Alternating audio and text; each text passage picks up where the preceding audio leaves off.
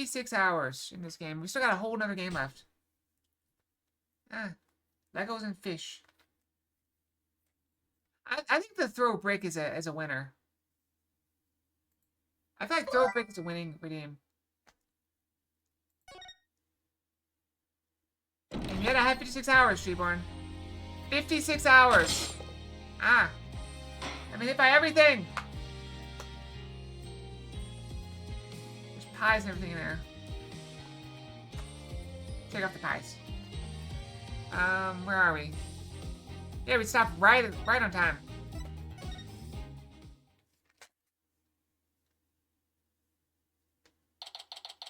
Oh, Psych Rosa. Welcome, welcome. Welcome anybody and welcome. I just want to make sure everyone feels welcome.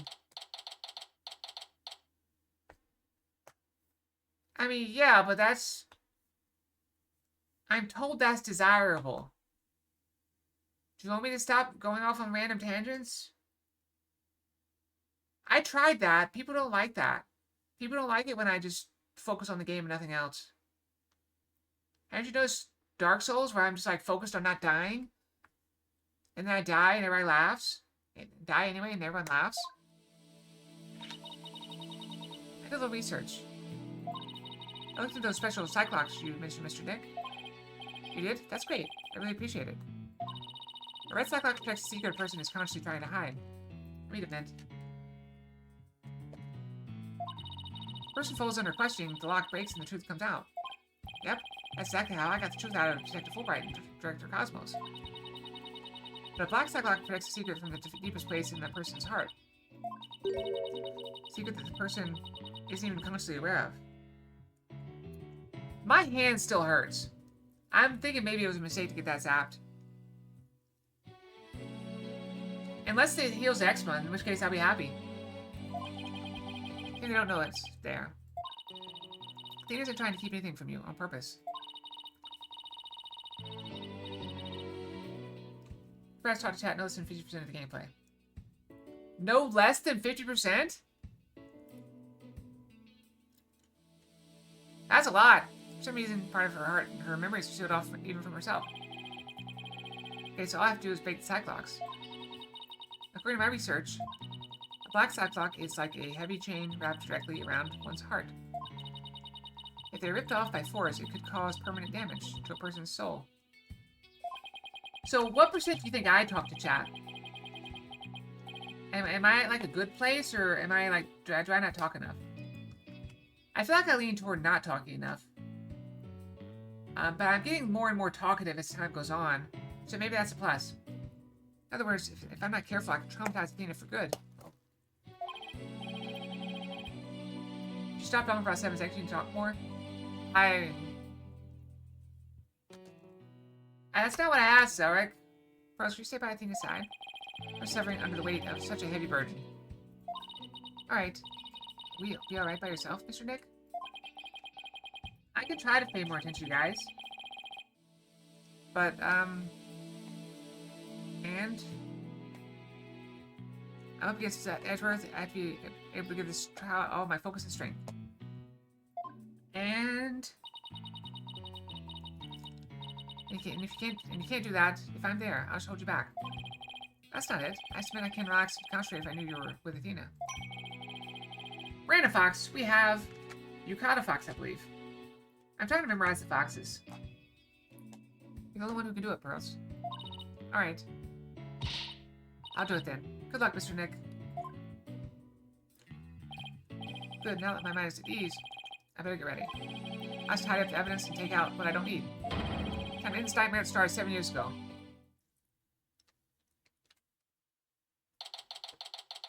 Yeah, I really did want to start early today, but I got distracted. I called that hair place 3 times and nobody ever answered. So I'm gonna try them tomorrow, and if they don't answer, I'll leave a message, and then maybe I can answer. I can pick up at work. I don't want to pick up a phone while I'm on stream. Big Fox, we're talking about you or Vince. Oh, is that what you want? That's actually not a bad idea. I should probably do that more.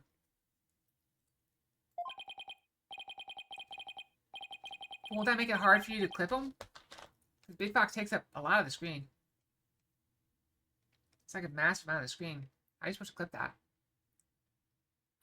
How are you supposed to clip this? Also, I'm looking over there. I wonder if I should make it so that when Big Fox comes up, I'm looking over there is the front. So I'm looking directly out instead of looking off to the side. Although I'm also told that people like it when I look off to the side because it makes them feel like I'm actually looking over. Did you actually? Okay.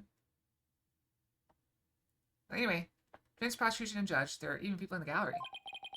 The roof has been completely blown off and the walls have collapsed. But today this ruin is my battleground. Court is now in session. It's the the defendant's a robot. Court, or some facsimile thereof, is now in session for the trial of Athena Sykes. Hold it! Not a facsimile, old man. This is a proper official trial. Things more seriously are start hearing the bones of the hostages snap.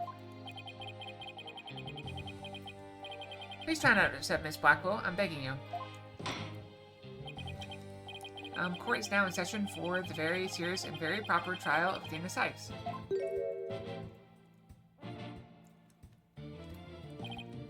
This is no trial. It's nothing more than a ridiculous farce. Well, what did you say? Edgeworth, did you not hear what I just said to his honor? This ridiculous farce is a very important meeting for our legal system. Recall the case of the UR1 incident, in which the prosecutor was found guilty of murder. So that's the other thing, like, I feel like it's going to be hard to follow the thread of the story. Just getting my water. If, I'm constantly, like, looking over a camera and switching in and out, it's been very hard to tell, like, keep it together. But, whatever. That case ushered in the odious dark ages of the law.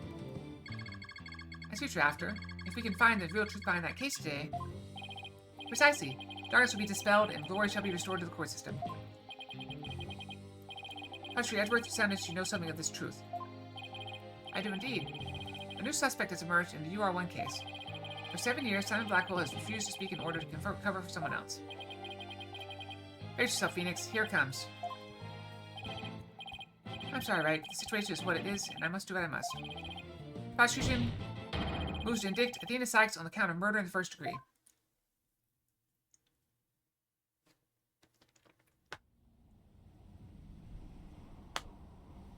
And the breeze wafts through. Regardless the circumstance, I intend to question the defendant with all I have. Oh, I love his voice. For that is a part of my creed. What accent is that? Then you'd better bring it. If the two of you are ready. Oh, even the judge sounds cool. It's like an anime. Court is now in session for the trial of Athena Sykes. Your Honor, the defense was born ready. The prosecution is also ready. That doesn't sound like Edgeworth, though. Did they get a different voice actor for this game? There's immense tension between us. It's like we were picking up right where we left off. Oh yeah, you told me about the anime. I haven't seen it, though. It's my duty to clear Prosecutor Blackwell of false accusations and endless insanity. I have no intention of losing Miss Sykes, either. She's a very promising young lawyer. So also, you never answered my question. Am I at a good balance, or am I not talking enough? Do I need to talk more? I'm actually getting to the point where there's stuff actually going on in my life where I'm not super depressed all the time. So, maybe that's progress. No intention to lose Miss Sykes either. She's a very promising young lawyer. And without doubt, Athena is innocent. I don't think Prosecutor Blackwell did it either. Like, I'm doing okay today, or is it like like what's our baseline? Are we like? Does it depend on the game? I bet it's game dependent. That sounds about right. So you have any clue who's responsible for sabotage? At the very least, I know it wasn't Simon Blackwell. I don't know enough to identify the true culprit, but it's clear what that person is. Put it simply, a spy. The true culprit is a spy. It's going to be hard to convince anyone of that when I barely believe it myself. I don't have a choice if I want to save Athena and Blackwell and expose the spy. Now then, Chief Prosecutor Edgeworth. Humph. No need for the Chief Prosecutor bit, Your Honor. I'm here as a simple prosecutor. Very well. The opening statement, please. Mr. Edgeworth? Although I've been known of late to give an impressive opening statement myself, in all the trials I've ever seen, only the prosecution gives an opening statement. Of course, you're right. I was just joking. Just having a little fun. So what's doing there just out of fear? Interesting. Let's start with a brief overview of the UR Win incident. I keep looking down at my hand because I'm like, it hurts, so I feel like it should be like looking really bad. But it actually looks okay. It was kind of weeping a little bit, which it tends to do when it gets bad.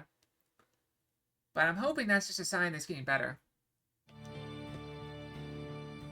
This incident occurred in the Cosmos Space Center 7 years ago on October 7th.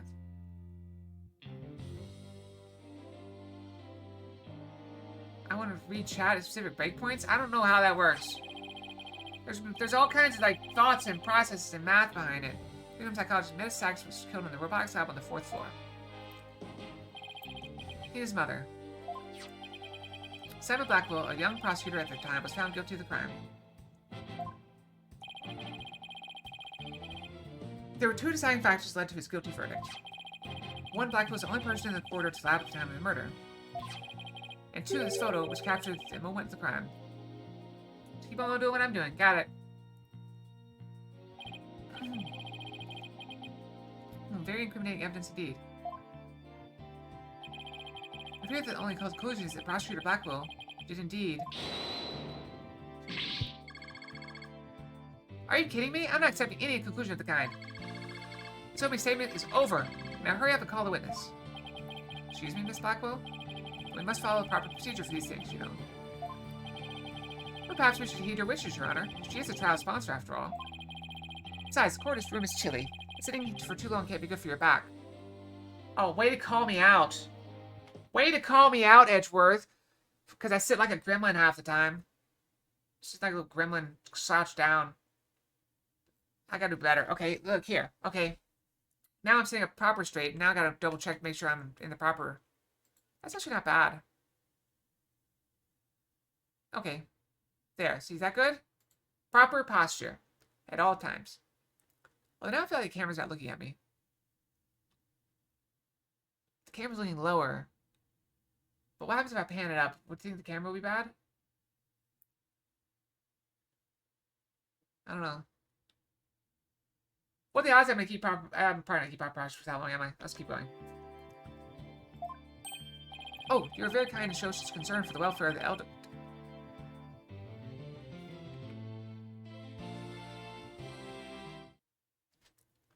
Alright, you got Angry Fox, but giant. I think you just called me elderly. I'm gonna murder everyone in this courtroom. As skilled as I ever at playing with the court puppeteer, I see. Prosecution calls its first witness. Witness who decided to bring forth new testimony after 7 long years. New testimony? And just who is this witness anyway?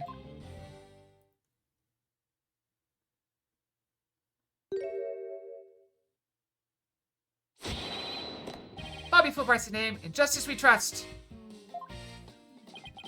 What are you doing here? I'm here to speak for the hostage taker, Miss Aura Blackwell.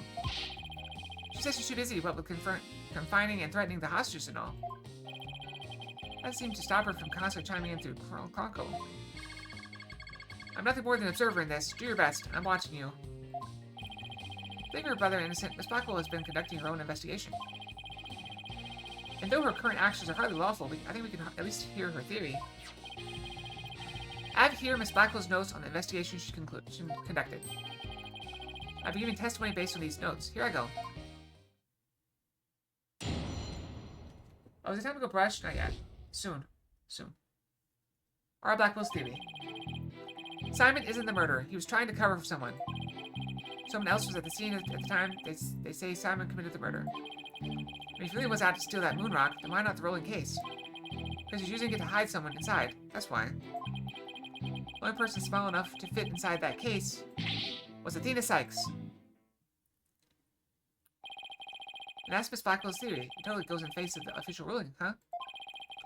About the case, she mentions there were other ruling cases like that in the one. About the case, she mentions there were other ruling cases like that one in the lab. They're not for traveling. They're apparently for moving parts and equipment. I thought I remember seeing 3 cases, all different sizes. At last trial, I thought that Prosecutor Blackwell used the case to steal the rock. They had a perfectly good reason to think that, too. See, there's a security camera in the corridor that leads to the robotics lab. The camera captured footage of Blackwell leaving the scene with the case. I can see that why that footage helped to bring his trial to a quick end. I can't read. It's very convincing, that's for sure.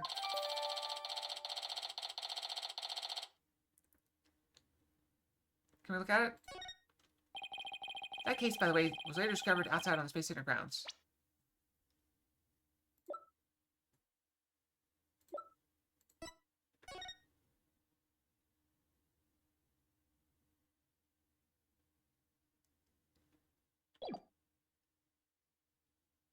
Is this a timestamp? Do we have a timestamp?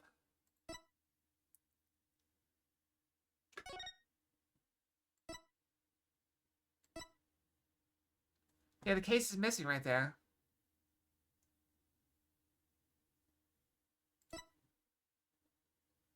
Okay, casualty scene, the rolling case from equipment.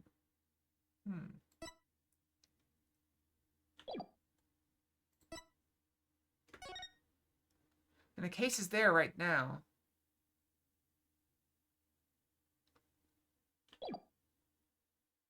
Huh.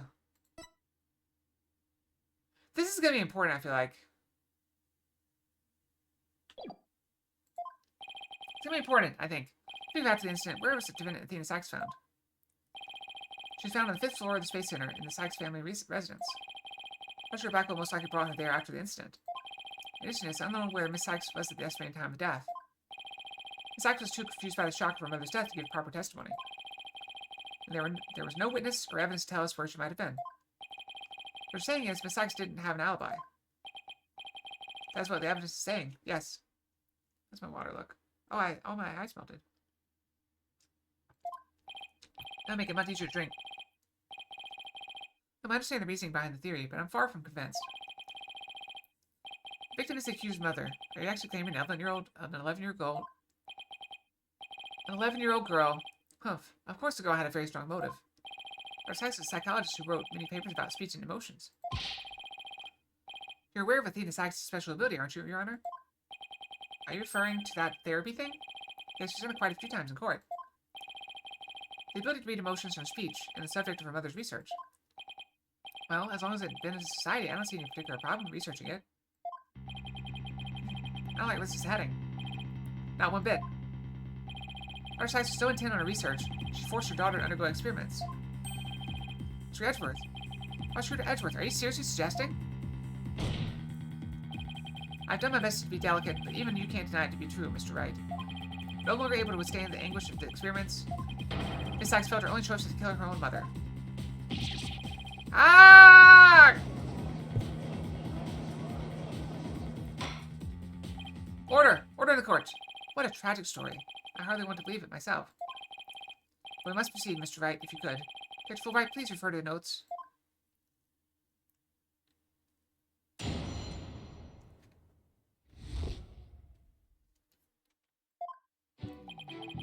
Simon isn't the murderer. He was trying to cover for someone. Hold it! So Prosecutor Blackwell willingly accepted a death sentence to protect someone else. Yes, that is precisely what Miss Blackwell appears to believe. And that is what I believe as well. Prosecutor Blackwell is no murderer. Mr. Wright? But Athena Sykes certainly didn't kill anyone either, Mr. Edgeworth.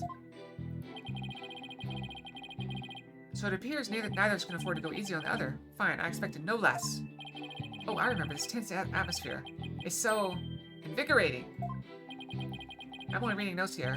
But yeah, I feel extra invigorated too. So let's keep going. Someone else is at the scene at the time they say Simon committed the murder. Oh, I didn't mean to click that. Go back, go back, go back. Go back! Talk faster. Right, Hold it! but that's just speculation. Objection! No, Miss Blackwell has proper grounds for her claims. Objection! Then why didn't you say so in the first place? Objection! You're the one who screamed, hold it! Cut me off. And cut me off. Fine, so maybe I jumped the gun by a teeny weeny bit. Ha ha ha ha ha ha. I think that was an extra ha. Now I know what they mean when they say close enough to argue. Moving on. I mean, if he really was out to steal that moon rock, then why the rolling case? Hold it! This rolling case. I suppose you mean the one that existed in the photo with Prosecutor Blackwell in it? What was absent when the crime scene photos were taken? Yes, that's the one. And Miss Blackwell has drawn a conclusion from these two photos. She has? What is that conclusion? You're the one with the notes. Alright, of course. Reading them now. She's why the rolling case. Because he was using it to hide someone inside, that's why. Hold it! And how do you suppose he hid a person inside one of these cases? Humph. Have you forgotten that we saw just this thing only the other day? At your own daughter's magic show. She fit a grown person into a small box. Oh yeah. Way to ruin the memory of a good day. Magic show? She would have thought to invite me. Actually, I would like to go too. My apologies. I'll invite you both next time. I promise. So, wait a minute. What were we talking about, again? Prosecutor Blackwell was using the case to hide someone. And the only person small enough to fit inside the case was Athena Sykes.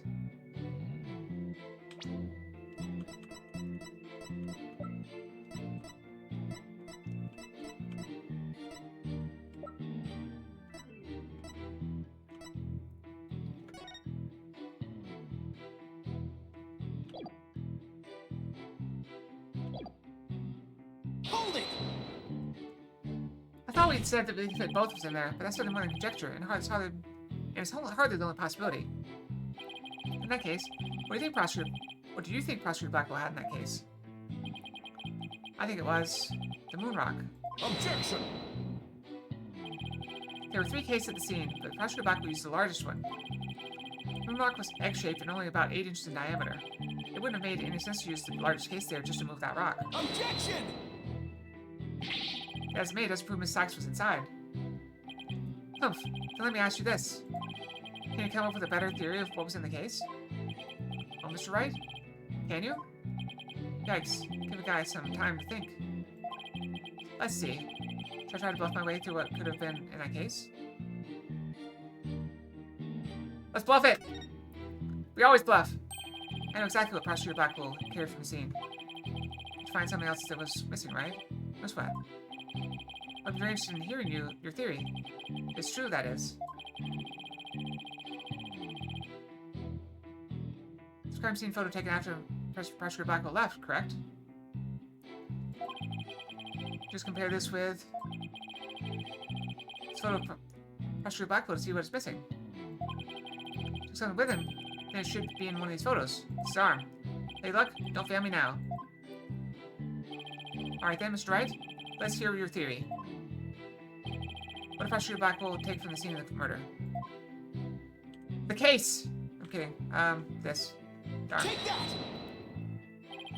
Please notice that there is a robot part on top of the cart in this photo. However, in this photo taken after the crime, the robot part is gone. Hey, Bar, welcome. Ah, I got randomed. This is the Night Waffle, I believe. No, this is Fox Explorer. I'm sorry. I got confused. In other words, this part is something that was taken from the scene of the crime. Oh, you do appear to be right. I don't see it in the second picture. But it's just a piece of junk. How important could it be? Is it really just an insignificant robot part? Speaking of which... Well, what are you looking at? I'm going to start charging for each glance per eyeball. That's going pretty good. I'm kind of sore all over from the laser, but I'm doing pretty good. Cindy, what happened to the age of free previews? Your Honor. About this robot part. Does it look like it could be an arm from that robot there? Well, now that you mention it, it does, doesn't it? But the case is still too big to be practical for just a moon rock and a robot arm. Was it really just the one arm that was in there? If it wasn't Athena in the case, then maybe... I believe there's another robot at the scene that looks just like this one here. Your Honor, is this assertion that it was this other robot that was in the case? But what? Objection! We can't be certain that part belonged to the robot. This looks like the arm of the one before us, but it could be something else entirely. Besides, it's wrapped entirely in bandaging, making it difficult to verify what it is. Objection! I know for a fact that it is a robot arm. I can even tell which robot it belonged to, just by looking at it. The information we can investigate whether it was there at the time or not. Mr. Wright, I thought you were more of the technologically illiterate type. When did you become such an expert? I feel somehow abandoned. Not to worry, Your Honor. I still know next to nothing about machines. But I know this piece of evidence proves which robot the arm belonged to.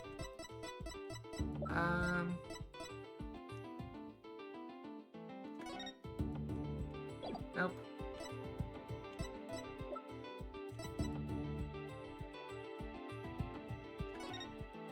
There it is. Take that! The robot in this picture is named Ponko. But take a look at Ponko's arm. It was Miss Sachs who bandaged it up like that. First thought that machines feel in the same way that people do. What an adorable, naive mistake. Reminds me of my own grandchild. The robot arm of the crime scene had the same bandaging wrapped around it.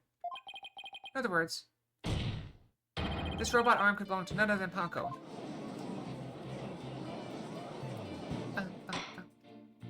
Order in the court. Order, I say. Professor Edgeworth, what do you have to say to this? I can see that the robot is about the same size as the child. But it cannot grab its knees and curl itself into a ball. Even if it was large to the case, the robot couldn't have possibly fit in there. The case does come up to about mid-thigh on Prosecutor Blackwell. I see your point. The robot is much taller than that. They got me there. Didn't Prosecutor Blackwell make Ponko fit the case by dismantling her? Where's Ponko would fit? All Prosecutor Blackwell had to do was dismantle her. Once taken apart, the robot could easily fit inside the rolling case. It appears to be a robot assembly device. Symbol, anything in a flash. Push the dismantle button. Sounds pretty neat. Can I push it, Mr. Dick? It sounds rather violent, but Mr. Wright does have a point there. Objection! Except that there was a body on the table where the robot was dismantled and assembled. There would have been no room to take the robot apart. Objection! What if it wasn't done on the table? What if the katana was used instead? You mean the sword? Yes, Your Honor. Miss Blackwell, I'd like your opinion as a woman of science. Is it true that the katana could have been used to take the robot apart? I suppose so. The joints aren't made of very tough material. A blade could slice through them. Thank you for your expert opinion, Miss Blackwell. Thanks to you, we now know that the existence of the severed arm in this photo proves that Ponko was taken apart. In addition, since the rest of Ponko was not found at the scene, we conclude that the true meaning of this photo is very different from the original interpretation. You can't mean... What if Ponko did the murder? Alright, I'm gonna go brush. It's about that time again. I'm gonna sneak out and go brush. And we'll be right back, okay?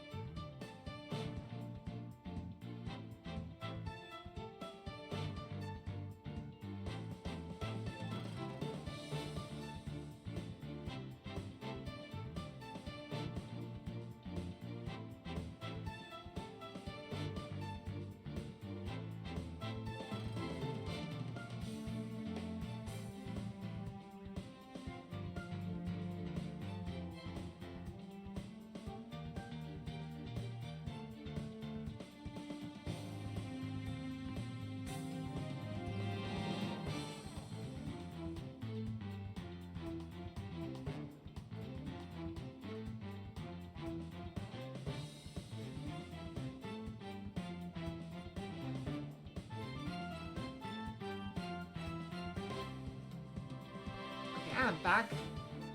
Got 10 seconds left. Oh, let me get my proper posture back as well. Alright.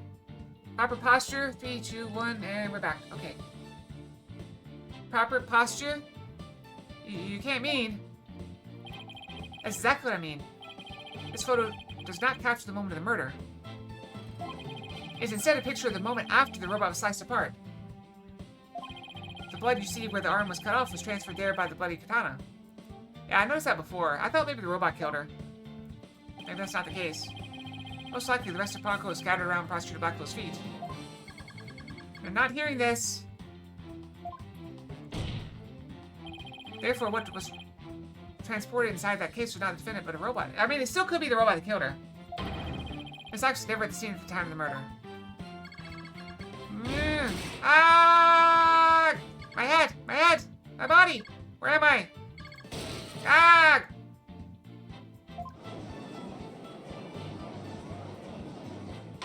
How'd the robot get up there? Order! Order in the court! It's true that Ponko was found in pieces after the murder. And I'll admit, I repaired her myself afterwards.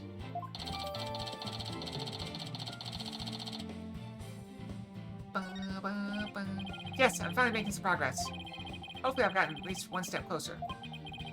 Proving both Athena and Prosecutor Blackwell innocent. Objection!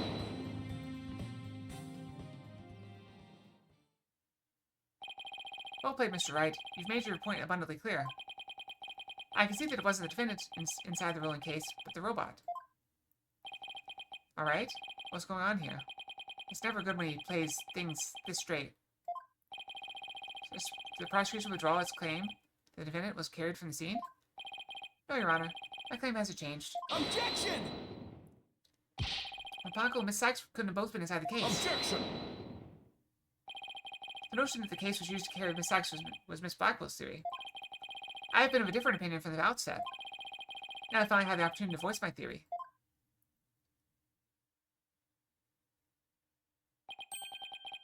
Thanks to the defense. Edgeworth. He's been one step ahead of me this whole time. I mean, is that anything new? Come on. In that case, how do you propose the defendant left the crime scene? Simple. The footage only shows Prosecutor Blackwell from behind. What's more, he's holding his arm in front of his body. Hi, Usos. Welcome, welcome. Long time no see. How you been? As if you were holding something or someone. I saw the evidence. I have proof. The circle Prosecutor Blackwell was wearing.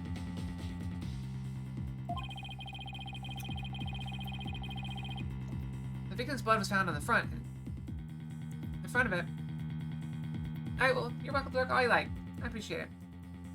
The victim's blood was found on the front of it, and the stain had a highly distinctive shape. A blood stain with a distinctive shape? Let's continue, Prosecutor Edgeworth. 7 years ago, the defendant was known to constantly wear a certain item, of which there is only one in the world, a special pair of headphones made just for her. She always wore these big, heavy-looking headphones. She said her mother made them for her as part of her research.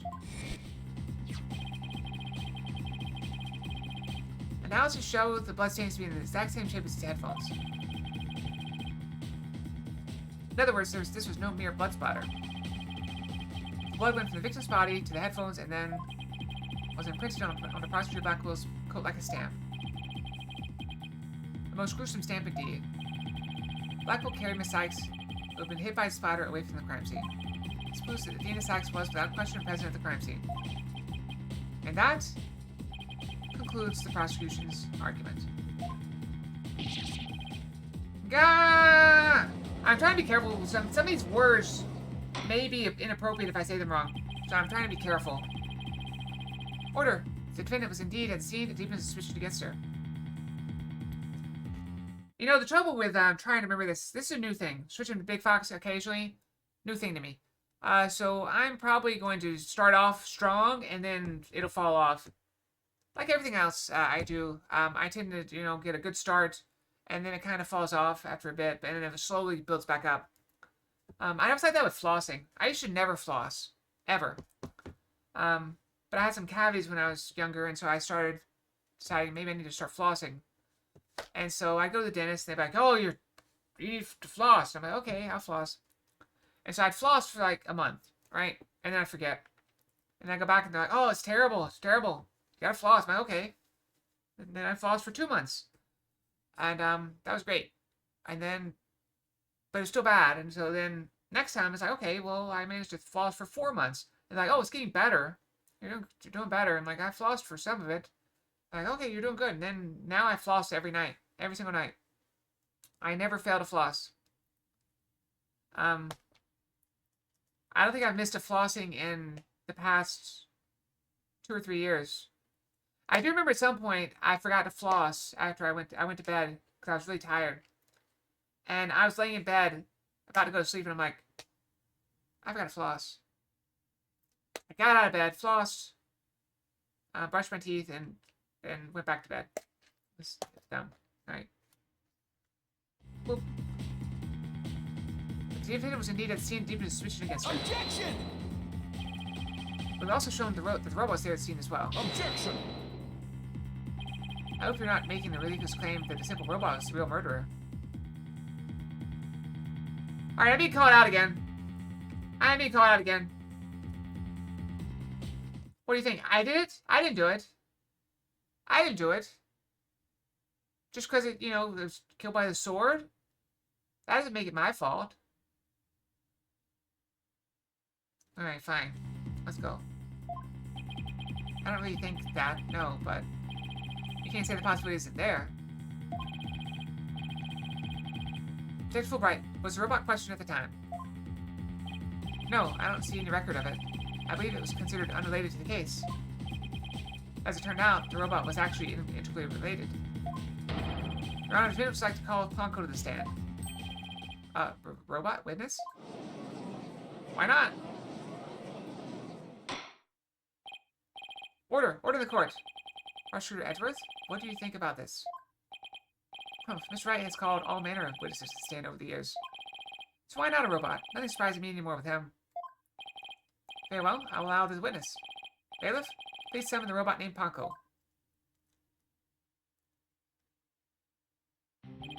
Witness, please state your name and occupation. My name is not Witness, my name is Ponko. Yes, I realize that, but when you're at this witness stand, you're the witness. No, I'm not. I'm Ponko. Say it with me. Ponko. What an utterly inflexible little robot. Your last person should be calling anybody inflexible. Haha, you remind me of my grandchild, who just learned his own name. Oh, how precious. Alright, Ponko. I'm going to ask you some questions. Questions? You have questions? Hooray! What are your questions? I want to know if you were there at the scene of the murder of Metis Sykes. It was 7 years ago on the 7th of October around 2 p.m. in the robotics lab. Certainly. Just one moment. Searching data. Search complete. Yes, I was there in the robotics lab. Wait, can the robot just tell us who did it? It seems the robot's testimony is necessary to this case after all. This is great. I just knew Ponko must have seen something important. A murder committed right before this poor little girl's eyes. It's inexcusable. Judge seems ready to adopt Ponko as another grandchild. So, little Ponko, do you think you can give us your testimony today? Just looking at my hand. I can't tell if it's getting better or worse, but it might just be the lights. It doesn't look like red, but again, it might just be the lights. What I saw. I went to relax lab at about 2 p.m. for my regular recharge. Just as about to charge up, the Athena came in and hugged Mommy Metis. Then my Metis fell down. After that, I was recharging, so I don't know anything. Got charged up, I was cleaning the room, and Mr. Simon came in. Then an error occurred. There was no data after that point. Well, it sounds like the defendant was, without question, at the scene. Also sounds like Athena did it, but it doesn't appear that the witness saw the actual moment of the murder. I disagree. This testimony shows that the defendant did indeed commit the crime. What? At the end of the day, we mustn't forget that this witness is still a machine. Being a robot, its understanding capacity to express itself are limited. So what are you suggesting? Witness statements need to be interpreted. For example, the terms hugged and then later fell down. It also usually fall down after being hugged by a child. They don't, but... Yes, what this witness's statements are telling us is... that the defendant stabbed the victim with a murder weapon during this moment. But what? Before Miss Sykes hugged Dr. Sykes, did the two of them converse? Yes, they did. They spoke to each other very loudly, but I don't know what they said. They usually so quiet, so I was surprised. Spoke very loudly. We can interpret this to mean they argued. I see, murder after a heated argument. And then the victim fell down. I agree that it does sound like a reasonable interpretation. However, Paco doesn't seem to remember anything that happened after that. When I'm recharging, I go into sleep mode. I remember everything before that. I have a very good memory. May as well admit defeat now, right? A cross-examination would be useless. Don't be ridiculous. Cross-examination is never useless. Until now. Think about it. Robots don't lie. This robot is both an important witness and valuable evidence at the same time. Nevertheless, I will have my cross-examination. Humph, I see you haven't changed. You never were one to worry about wasting time. Very well. It may be a waste of time. You may proceed, Mr. Wright. I'll show you both just how fruitful any cross-examination can be. A little sip of water here.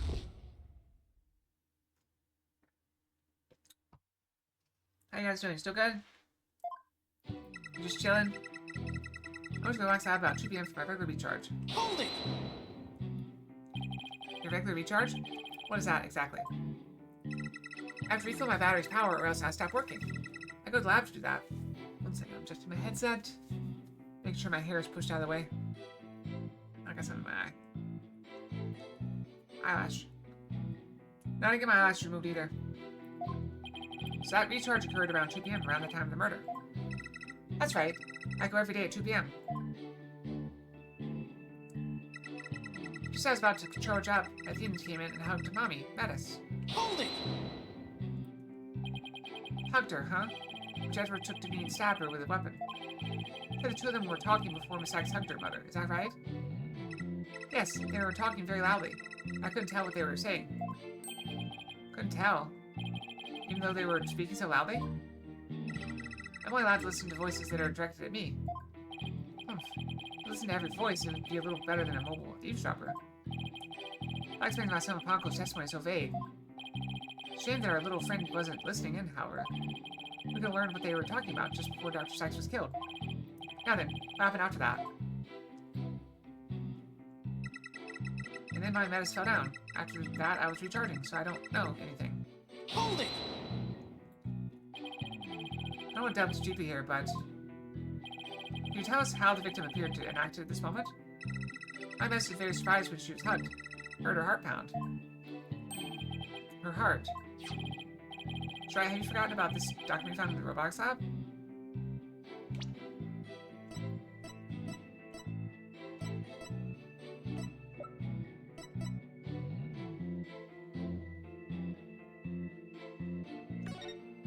Instant death through a stab wound in the heart. We're good.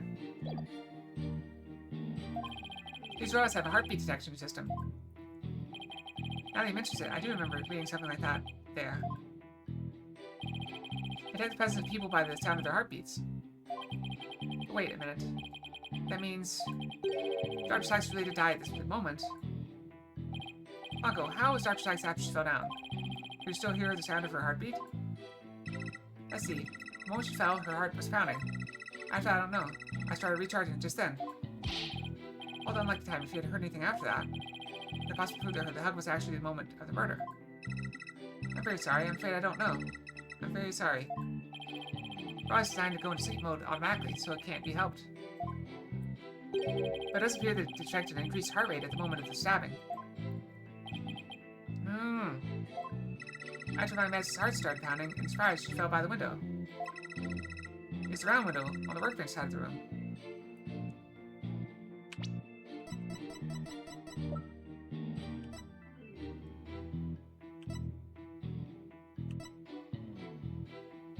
That's not where she was. That's not where she was. She was. The workbench, huh? Paco's talking about that table to the right of where that giant robot is now. That's on the opposite side of the room. Is there something critical in Ponko's statement just now? There's something. Your Honor, I believe this statement is critical.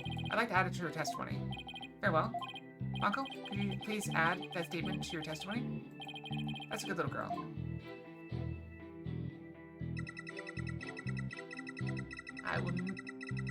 My mess fell down near the round window in the workbench side of the room. Hold it! Let's see. There are 2 round windows in the robot slab. Which one did you mean? The one on the right, near the hanging scroll. That hanging scroll was my medicine's prized possession. In pictures of the crime scene from 7 years ago, there is definitely hanging scroll and a Japanese theater mask hanging on the workbench side wall. Is there some problem with this statement? I think we're good. After I charged up, I was cleaning the room, and Mr. Simon came in. Hold it! Mr. Blackwell. I wonder what he went there for. His objective? I don't know. I guess I can't very well ask Ponko to speculate. So what happened after Prosecutor Blackwell arrived? And then an error occurred. There's no data after that point. Hold it! Sorry. I'm still getting a little bit of throat stuff, but I'm doing much better. You remember what happened next? Oh, an error, huh? I wonder if all data suddenly cut off at that point. I don't know anything after that. Here's that question's right here. According to the defense's theory, this photo shows when the robot was being taken apart. Exactly, we concluded that Ponko's error was the result of her being dismantled. Indeed. The bodies of these robots are designed to be controlled remotely by a separate computer. That's basically what Miss Blackwell explained to us too. So their hearts and memories are stored on a separate computer. When Liz was taken apart, she lost use of her body, but not her memories. That's how she is now able to give testimony about the events of that day. Fascinating. As if she can be seriously wounded, but her soul still burns. There are a few parts of Ponko's testimony that are hard to interpret. I just chose to interpret hugged as stabbed. I'd better try to iron out who did what and where to whom for myself. Hold on, Athena, I'm going to save you. Alright, so go... 90% the crime scene photo. Right here. This one. Objection! Objection! Ponko, your statement may have just inspired a breakthrough. I was helpful? Hooray! I'm so happy! Just to be sure, let's go over it again, okay? The victim fell near the window on the workbench side of the room. However,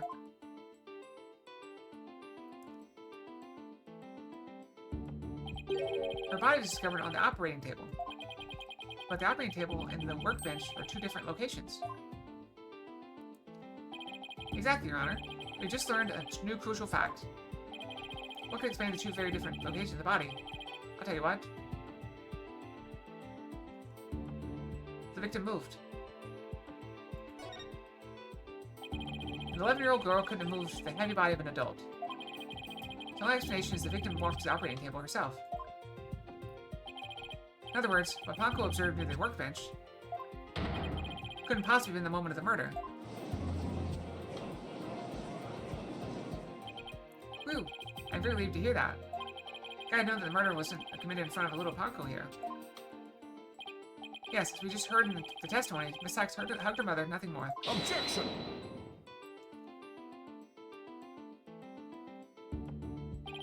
Right. It's been 8 years, but you're still just as green as ever. Green? I can't recall ever seeing Mr. Wright in anything but a blue suit. Why is the judge so dumb? I don't know. Hey, blue's my favorite color. What can I say? I'm also a big fan of blue, if you wondered. Although, you know, my hair is purple. But I get the special tips blue. Flint couldn't move the body herself. She could have had it moved for her. Move for her? Miss Sykes and Dr. Sykes were the only ones there. I agree, since this robot is equipped with a heartbeat detection system, it would have been aware of another person's presence if someone else had been there. We can therefore conclude that the defendant and the victim were the only ones present. And who do you suggest moved the body? It shows it's in the nature of a robot to help people do things? Miss Panko. Miss Panko? Okay. Miss Panko? Allow me to ask you a question. Do you get the name wrong, or is that just a typo? Hey, it's Panko. Okay, got it wrong. Say it with me. Panko. How about you said you were cleaning after Dr. Sykes fell down? Did you have to move something large onto the operating table? Yes, I did. He didn't ask me to. Didn't I ask you to? And what did you move, little Panko? I don't know. Unless something has an ID tag, I can't tell what it is. ID tag, you say? Yeah, it's tagged with a barcode on it. We robots scan them and tell us what a thing is. That paper in the lab did mention something about that. As people are scanning their spacesuit or uniform jacket ID tag, it said. So it would appear that Miss Panko... He's getting the name wrong on purpose. Miss Panko here can't identify what it moved. My name is Panko. We humans have the power to imagine what it was, do we not? We do? Oof. Well, I do at least, at the very least. Miss Panko, on the defendant's command, move the body onto the operating table. Ah! Panko, did you really move Dr. Sykes' body? It's really important. Is there any way you can tell? I don't know. Without an ID tag, I can't tell. Yeah, right.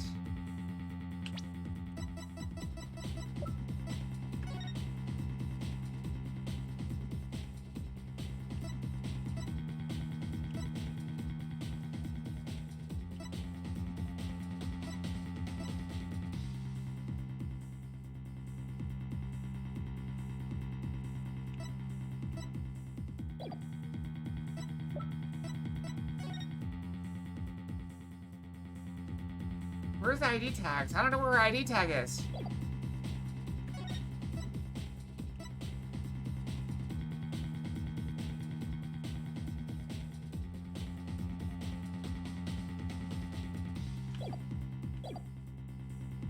Get it up right. If Victor's heart was stopped, the robot's detection system would be useless. Furthermore, Dark Sykes usually wore her white coat while she was working. She kept the jacket with her ID tag on it draped over her chair in the robotics lab. It only wore it for special occasions. In other words, Victim wasn't wearing her ID tag at the time. From the robot's point of view, her body was simply just another object. Objection! Hawk was equipped with a facial recognition system. If she really did move the victim, she would have recognized the body as Dr. Sykes. But she didn't. That means... Objection! The face needs to be covered with a piece of cloth, a mask, or anything else for that matter. If the facial features hidden, the robot wouldn't be able to tell it was Dr. Sykes. He's right. To summarize, Miss Sykes stabbed her mother near the workbench, and used the robot. She moved the body to the table, where she removed the sword and was stabbed in blood and stained in blood.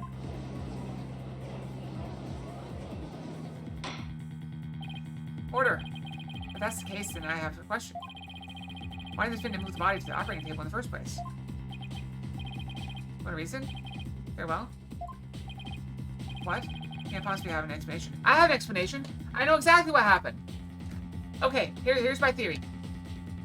Someone murdered Athena's mother in front of her. And she still thought the little robot fixer thing could fix a person. And so she had Panko move the body to the operating table to try to fix her. Your emotions bind you to the truth. You can learn a lot from our robot friends. Common rational thought will open your eyes to the truth in front of you, Mr. Wright. And do you remember the operating table's one special feature? I believe I read that robots can be assembled and disassembled there. Isn't that right? That's right. And the defendant, who was just a child at the time, the table was like a magic box that could make robots appear or disappear in seconds. And my mom just put her on the operating table and fixed her in a flash. I was so impressed by what my mom did. I even asked her if she would put me on that table and fix me if I ever got hurt. Well, it's just like magic to me what she could do. You can't possibly be suggesting. This young sheltered girl had a difficult time distinguishing robots from people. Take a look at Panko's arm. It was Miss Sykes who bandaged it up like that. Just thought that machines heal in the same way that people do. What an adorable, naive mistake. Reminds me of my own grandchild. No way. I can just believe it. Miss Sykes made a child's naive and cruel mistake. She thought that if the robot could be dismantled and vanished without a trace... Prosecutor Edgeworth, if you're about to claim what I think you are, I mean to report it as delicately as you can. With all due respect, Your Honor, all I can do is present the truth as it stands. Please, defendant, move the victim's body to the operating table. Hold it!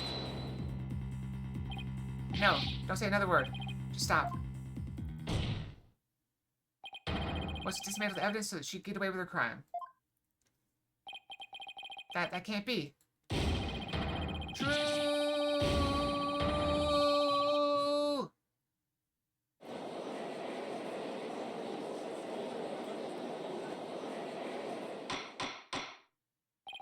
Order! Order in the court. Order in the court, I say. My voice sounded weird for that. Say, I don't know. Edward, she's just a little kid. How can you say it's a horrible thing? Horrible? Humph. Like I said, you're just as green as ever. I came here today as a prosecutor to seek only the truth. No more, no less. My theory is simply the result of a rational consideration of every possibility. Objection! But dismantling is the table's only function. It can make repairs as well. It's conceivable that Miss Sykes moved her mother to the table in order to fix her. Humph. I suppose that could be another way of interpreting it. But dismantle or repair, it doesn't matter either way. What do you mean? After murdering her mother, Miss Sykes may have come to her senses. Perhaps she did want to make it appear as if it never happened. That's why she tried to repair her mother. Yes, that's one possible explanation. But we mustn't forget the facts of this case. The victim was observed to fall down after being hugged by the defendant. The body was moved per the defendant's command. These two facts indicate the defendant's guilt remain unchanged. This just can't be true. Mr. Wright, do you have any evidence to refute the prosecutor's claim? Evidence? Right. Let's see. Can't think of any. I feel like I need to sneeze. But it always, like, it would sit there, and, like, it'd be like, okay, nose tickling, maybe need to sneeze, but it just never comes. I'm afraid I don't have any evidence. Since becoming chief prosecutor, I've learned that the truth isn't always pretty. Now accept the truth, Mr. Wright. There it is! I knew if I ignored it, it would come out. That looks silly.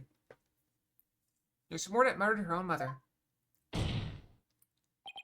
Your Honor, the prosecution demands their verdict. The hostages have suffered enough. What a terrible and tragic conclusion. Since there's no counter-argument, I see no need to further prolong this trial. This argument seems solid enough. But, there's no way Athena could have ever done anything like that. What I do, there has to be something. But I can't think of a single thing. Objection!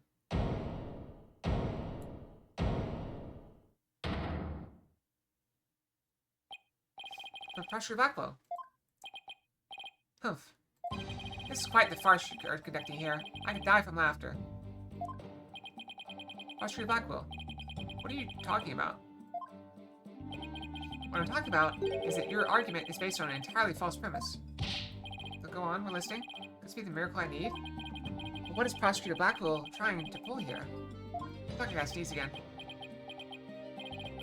7 years. For 7 long years.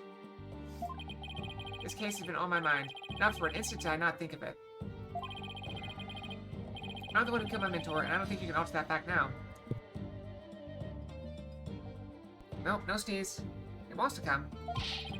Your baldness, I'll take this stand, and I won't take no for an answer. Of course, Prosecutor Blackwell. Please go ahead.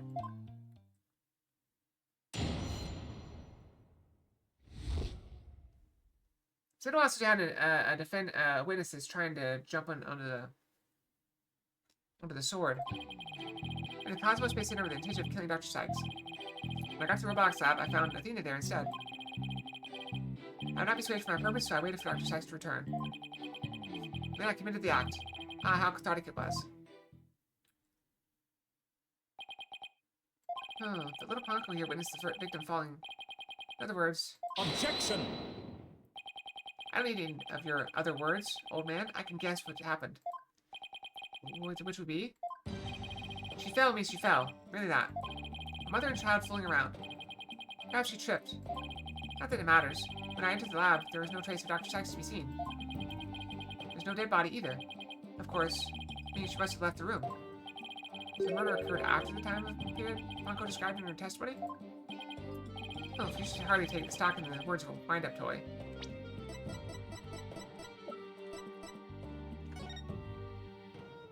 And 1 and 3. Objection! Then how do you explain the fact that the defendant had the robot move something? I think he was always tinkering with robots on the operating table to amuse herself. And she always had Ponko move the heavy ones for her. That day was no different. Ponko moved a heavy robot for Athena. This is awful. What he's saying seems to make sense, and yet... Objection! Prosecutor Blackwell, are you trying even now to turn away from the truth?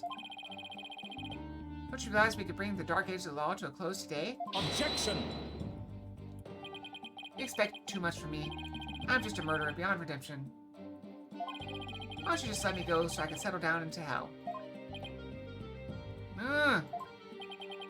Prosecutor Blackwell's execution is tomorrow. If the truth doesn't come out now, it's all over. Are you saying that the little girl and the robot had nothing to do with the murder? That's right. So let's hear your verdict. If you're in a hurry, I might miss the ferry across the Styx. Hold it! Don't you dare, Judge. Don't forget I have hostages over here. And Simon, how long are you going to cover for her? Miss Blackwell. Forgive me, Yara.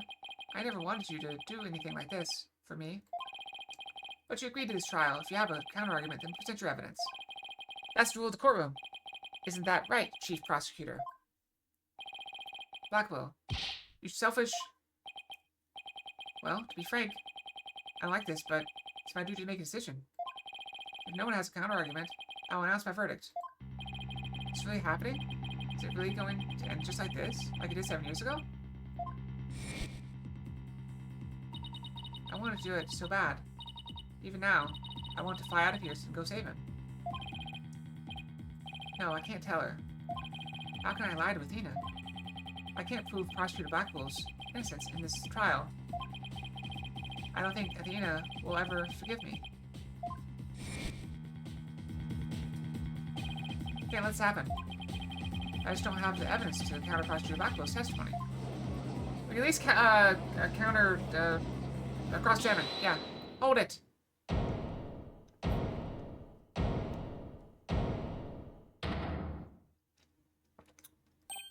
Athena, what are you? Are you feeling okay?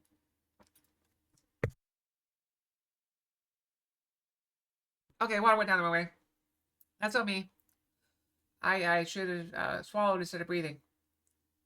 Are you okay? I can hear it. I can hear the voice of his heart. He's hiding something.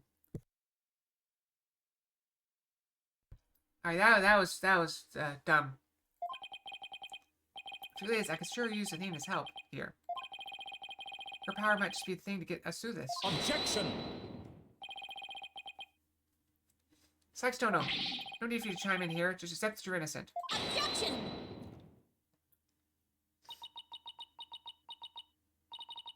These past 7 years, they've been just as hard on me, you know. What are you talking about? Do you remember that horrible, horrible trial?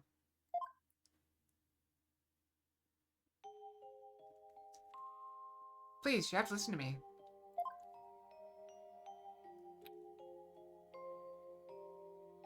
He didn't kill her. His heart screamed me that he didn't kill her. Even now, every time I stand in a courtroom, it comes back to haunt me.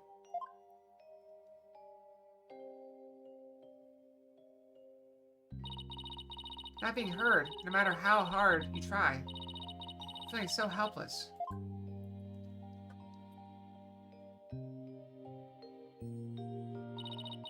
Caught in people's stares, so scared that it feels like your chest is in a vice. I'm terrified of courtrooms. I want to run out of that door even now.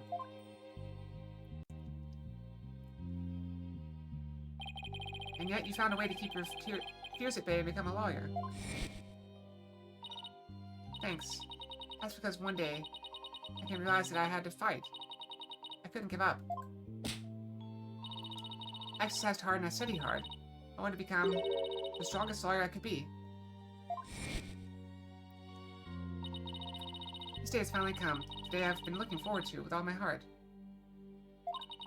This is why I became a lawyer. This is why I studied psychology. It was all to save you from this false conviction. But Miss Sykes, do you realize what it would mean? You were the accused, after all. If you prove Prosecutor Blackwell innocent, then the only thing that matters is the truth. It's my duty to find out what the truth is. Simon, please give me this chance. The chance to shake off this fear that's been with me for 7 years and to face the truth. He's being so brave confronting her past like this. Also, she killed her when she was 11. Even if that is the case, like, I don't think that's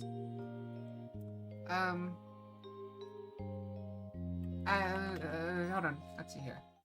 Let me look. What happens if an 11-year-old killed someone? Right there.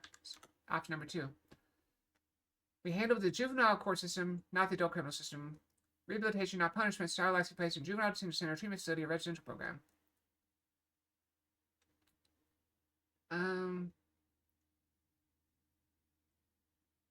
Length of detention should be determined on the severity of the crime, charge history, and the laws of the state.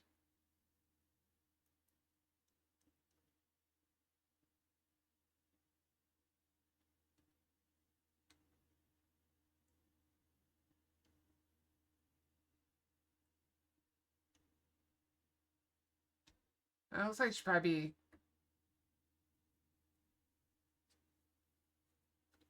And then the first, like, one of the responses says, what? This is how well the child can cover their tracks. I don't think that the 11-year-old is capable of covering their tracks. Alright, whatever. Moving back. Moving back. This might really be the last chance to save them both. Roger Blackwell, please testify one more time about the incident 7 years ago. What if he says no? Oof, fine. Your efforts will surely be in vain. For I'm not a man who can be cut down easily. Here we go, Simon. Let me hear the voice of your heart.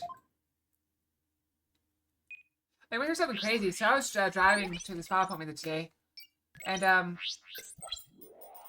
the one of the songs from K-pop Demon Hunters came on the radio. That was really cool. Went to the Cosmos Space Center with the intention of killing Dr. Sykes. When I got to the Roblox lab, I found Athena there instead. I would not be swayed from my purpose, so I waited for Dr. Sykes' return. Then I committed the act. Ah, how cathartic it was. Got it!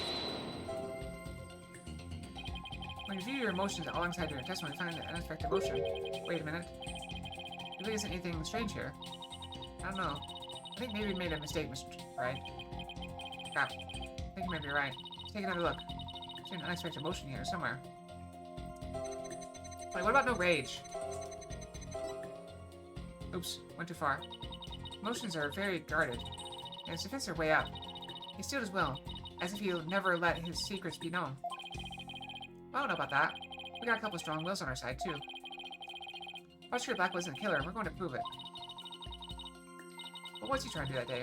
We approached from that angle. Hoping we find emotion just doesn't add up. Think it's this anger? Got it! Nope.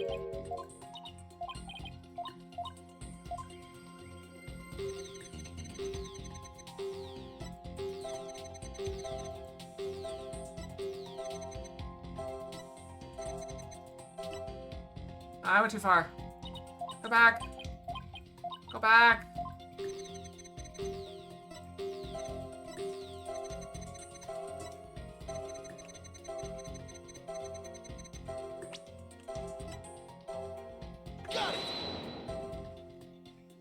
No, I don't think this did either. No? What is missing?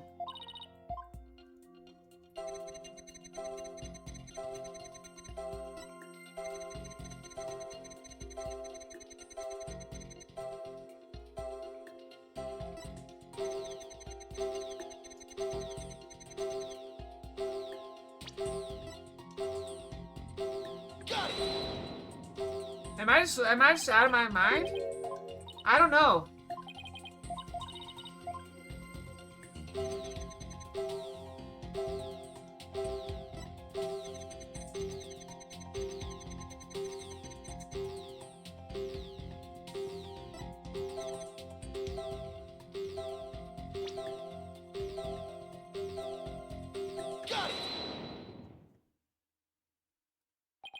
This feeling of happiness.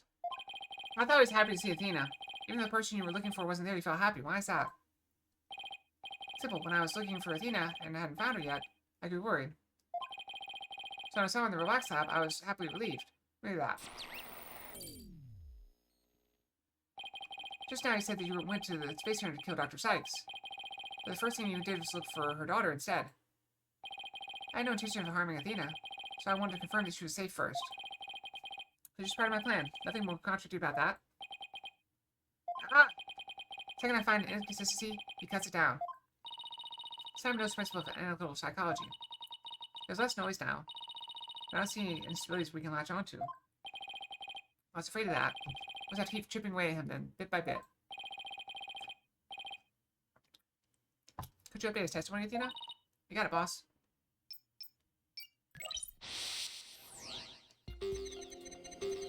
Cosmos Space Center with the intention of killing Dr. Sykes. When I found Athena in the robotics lab, I was relieved. I would not be swayed from my purpose, so I waited for Dr. Sykes to return. When she did, I plunged the katana in. Ah, there we go. We got something. Got it! Now, you can falsify your emotions, Prosecutor Blackwell. What? When you said that you killed Dr. Sykes in your testimony, you felt sadness. Why would someone that lain in wait to kill her be sad at her death? Oh, such an obvious attack. Yes, I felt sadness. But this wasn't for her. I felt sorry for Athena and her circumstances. Ah! He can't be talking about that, can he? I was just convenient subject for her research. Dr. Sykes was so intent on her research, she forced her daughter to undergo experiments. My objective was to save Athena. From an obsessive scientist who treated her own daughter like a research subject. Well, what? I went to the psychology lab first. That's where I would usually find Athena playing. That day was different. I heard someone crying in the robotics lab next door. Was Athena being subjected to yet another experiment? I thought as I went to see. Really, Athena had cried herself to sleep.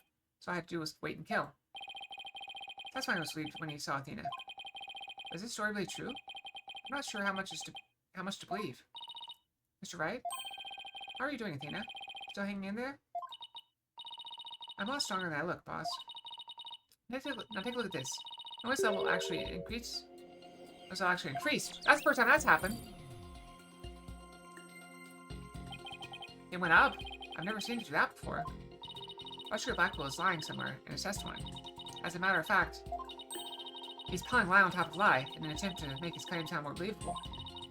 He's trying even harder to express his true feelings, and that's what's causing the noise. How in the world should I approach this? An evidence-based approach might work if I can find a contradiction. Otherwise, I should look for an inconsistency in his emotions. Humph. There are no flaws in my testimony, and his baldness is prepared to give his verdict. Give him this lost cause and let the law free me of these chains already. Objection! I don't think so. Not while I'm around. Now, contrary to testimony are inconsistent emotions. Which should I tackle first? Let's go for the contrary to testimony. Okay, let's present some evidence here. Got it, boss. But we want to go back to looking for inconsistent emotions. Just let me know. I can easily switch back. I heard crying from next door, so of course I was worried. Crying from next door, of course I was worried. I heard her and opened the door into the Relax Lab. I could lead Athena out of there. First, my luck, Dark Strikes came in. You hand Athena over, so I had no choice but to kill my mentor.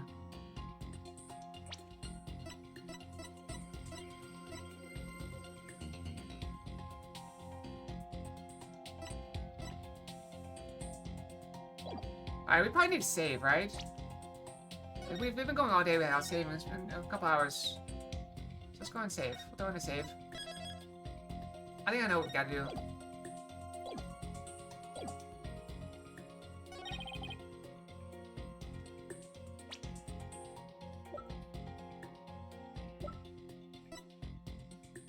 Objection! What's your back, Will? Your statement is instant evidence. Ah, crap. And what's your opinion, Chief Prosecutor? As always, I'm afraid the only thing that is logically consistent here is Mr. Wright himself. In that case, as always, I will give Mr. Wright a penalty. Alright. Maybe I'd better look for inconsistent emotions instead. Let's look at the emotions then. Okay, let's look for inconsistent emotions. Got it, boss. Want to try looking for an contradictory statement instead? Just let me know. You can switch over.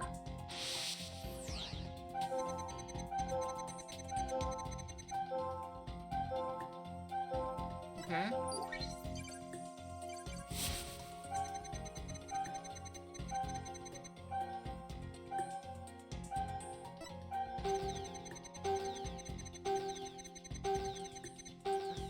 I'll come out there and lead the Athena out.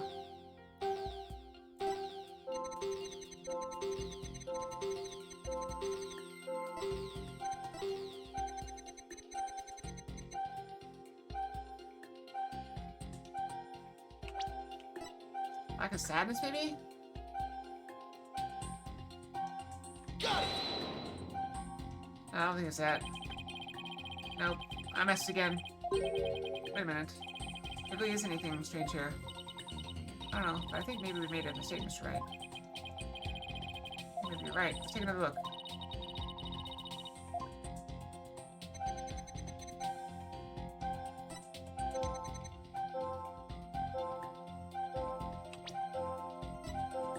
Got it! I don't think it's it either. Oh. I screwed up. Alright, let's go back to evidence.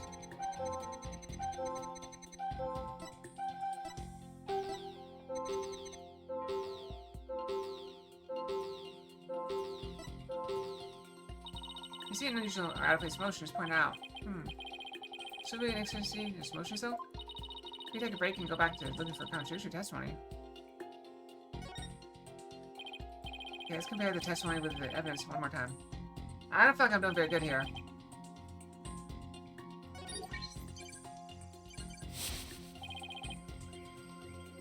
The door to the box side.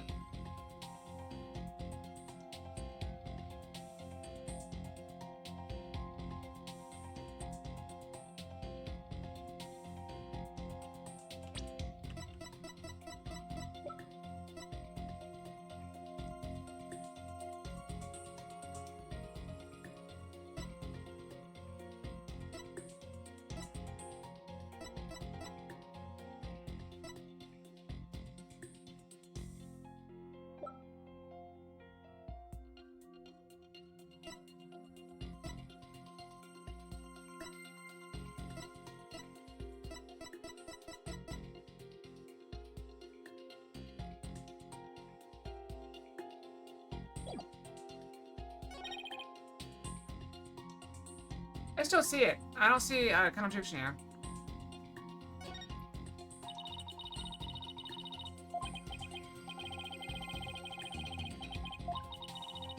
Mr. Wright?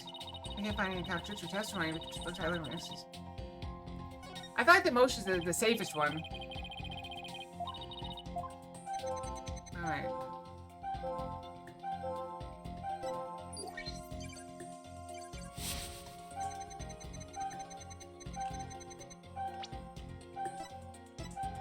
Got it! Why would he be so shocked to find it there? How odd. Why would you register surprise opening the door to his lab? Tisk. Alright, fine. I'll explain if I must. What surprised me was, Ponko, that toy figure attacked me. Firesight knew full well my plan to rescue Athena, but she couldn't stand guard over her daughter 24 hours a day. Firesight said Ponko do it? That's right. She ordered Ponko to forcibly remove me on sight. So I sliced Ponko up with the katana that was there in the lab. Oh, that big old puppet wasn't worthy of that fine blade. That's right. It's happening again. There's even more noise now. It's at 100% now. What's going on here? Whenever we find an opening, he covers it up with lies. We'll never get rid of the noise at this rate. It's really hard to keep telling coherent lies like that. His mind and will really are sharp and strong as a katana. Alright, what should I tackle first this time? I think there might be an inconsistency in Professor Blackwell's testimony. Alright, let's go for it. I think I know what. Get a thorough check. The thing I tried to open my box door just then. Ponko attacked me. I'm tired of cutting it up into pieces. Sparkling that. Okay, let's go back. We need to present the, Objection! this thing. There's no blood stain. He had to count out Ponko after the murder. Not my lies, but more lies than everything answered Prosecutor Blackwell. Take a look at this photo. That's the photo of the supposed moment of the murder, isn't it? How many more times must I see that witch to damn me for my sin? The ironic thing is, I think this picture is actually going to be your savior now. See the bloodstain in Ponko's arm, where it's severed with the katana? I hope you aren't claiming it's the robot's blood, Mr. Wright. No, most likely the blood was transferred there from the bloody katana. Katana already had blood on it? So it must have been the victim's blood. That's right. If that's the case, we found a glaring inconsistency.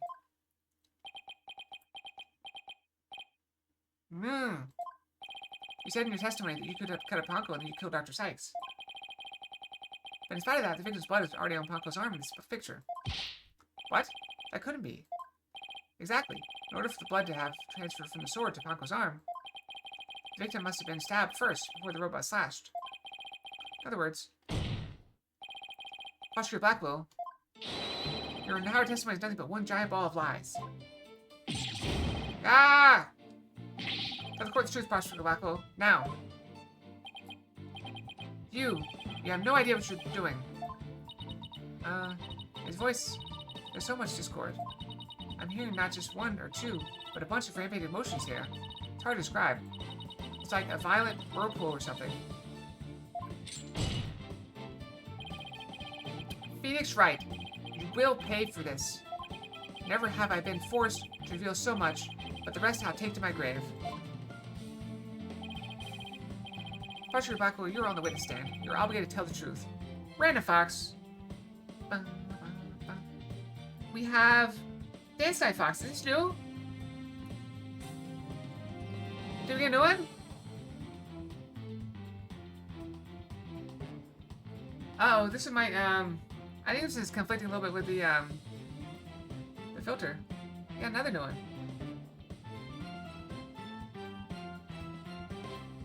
Alright, give me a second to find it. Oh, it loaded this time. Alright, let's see here. Alright, I'm looking at the request. Juan only has 4 requests. We can get rid of Juan. Throw Duck has 7. Smart Fox has 0. How does Smart Fox have 0? Is this thing accurate?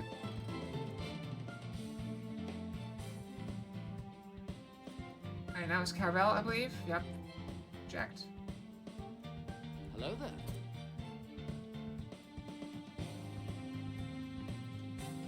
Alright, back to that.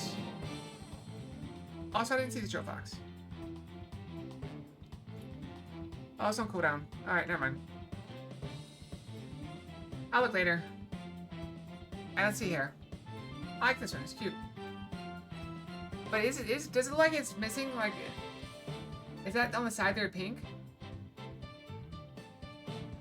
What do Show Fox? I really want to do it. Alright, 4 seconds. Give me a second.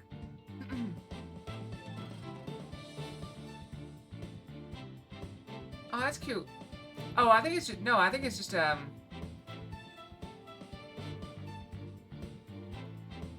I don't think there's any fabric there. I think it's just a base. Maybe. I don't know. Maybe there's supposed to be fabric there. Carol, is there pink on this outfit? See how there's like black? Don't know. Don't know. Complicated. Mr. Black, well, on the way to stand here, obligated to tell the truth. Isn't that the rule of the courtroom? All these complex emotions. They seem to be flowing from one source. I was just back speaking. Oh, okay. Yeah, I was wondering because the bottom's the same way. I think whatever he really saw that day is what's causing these feelings.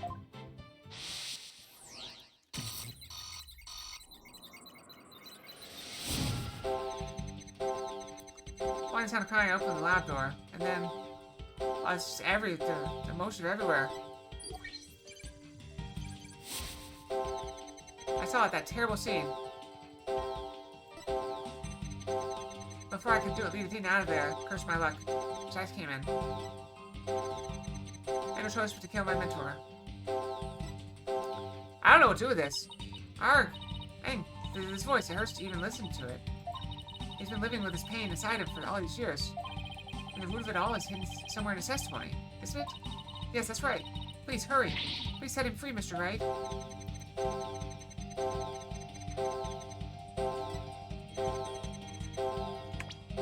Probe here.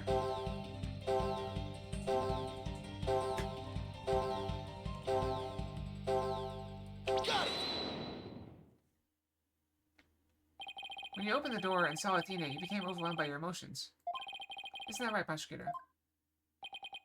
You should know better. And though it's pathetic, I admit I'm terrified to speak of it. Prosecutor Blackwell? Miss Sykes is innocent. I will always believe that with all my heart. Now, can't you find it within yourself to believe in me, too? Athena is innocent, huh? Can you honestly say you believe that to be true? Right, Dono? I give you my word. Now tell me what you really saw when you opened the door. Curse you, Phoenix Wright!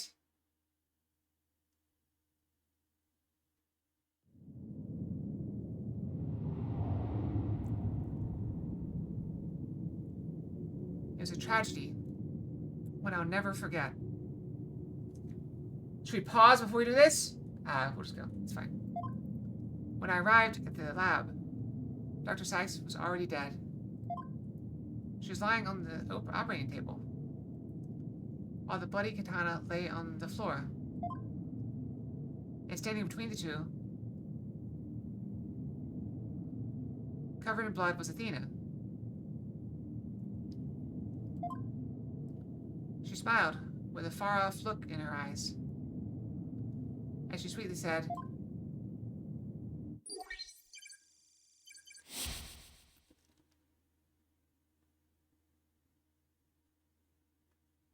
what'd she say? Oh, next. Something's wrong with Mom, so I'm taking her apart to fix her.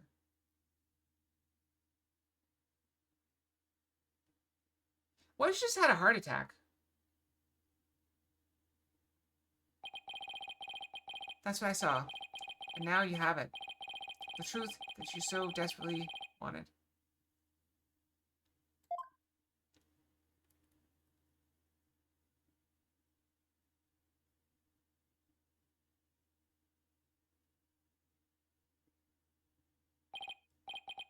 No. Alright, on that note, let's go brush. We can ruminate. Ruminate? Is that the word? Whatever you think about it, I'll go brush. I'll be right back.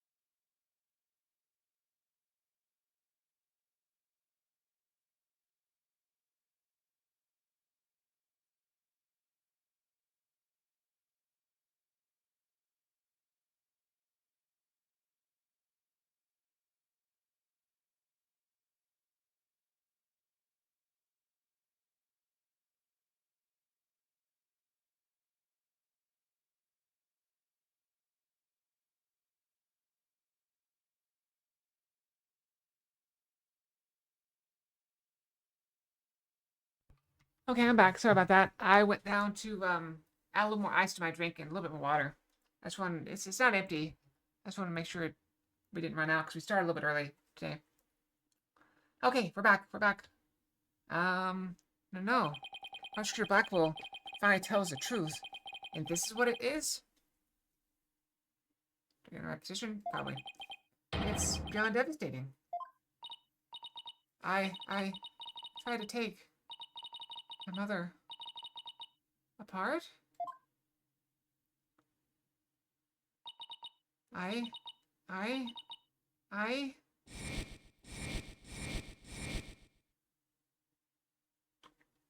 She's trying to fix her. No!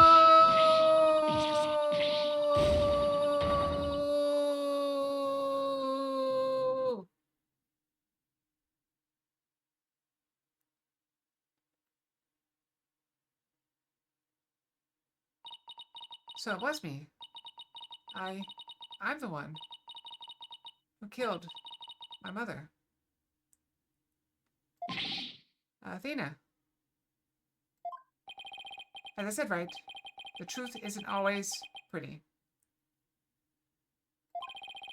Murder disassembly on an operating table, a scientist using your daughter as a guinea pig. Hold on, I want to check something.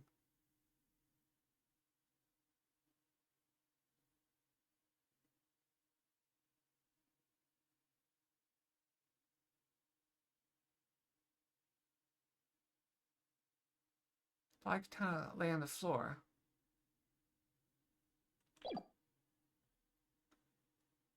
Where the leaves? The leaves have to come in somewhere, don't they? Something on an operating table, a scientist using your daughter as a guinea pig. Sadly, it appears that my theory was correct, after all. Objection! It's true that Athena didn't like her mother's research, but... You dare cast aspersions on my mentor by claiming Athena was used in such a manner? Dr. Sykes could be awkward with people, but she loved her daughter with all her heart. She loved me? Your mother hated to see you suffer because you could hear the voice of people's hearts. She wanted to set you free of your pain, so she worked tirelessly on her research.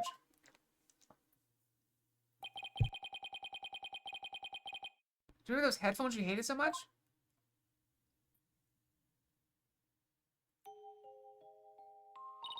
Yes.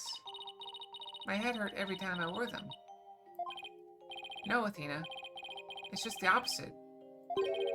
They emit a sound wave to nullify emotional input from the voices of people around you. Your power is much stronger than it is now. Your power is much stronger then than it is now.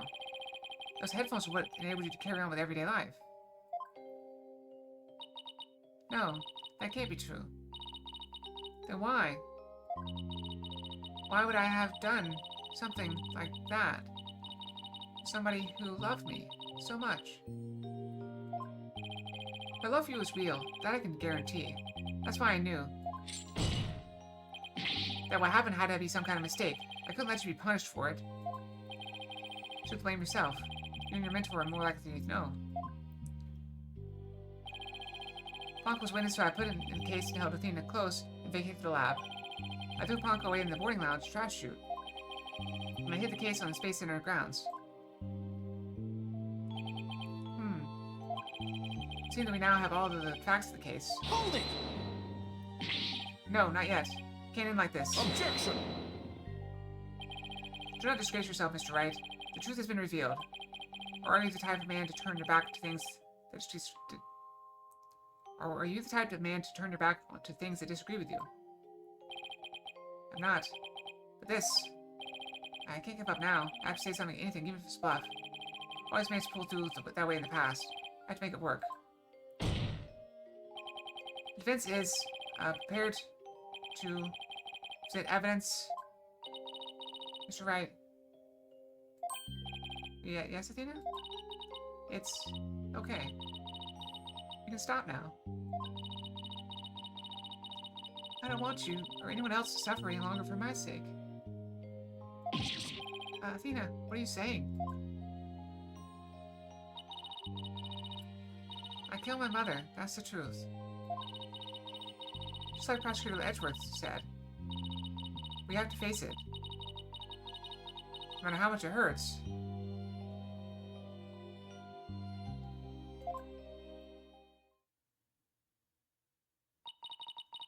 I admit my guilt.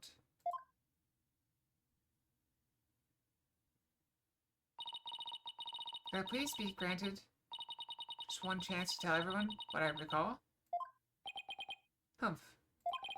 Miss Sykes is much braver than you, Mr. Wright.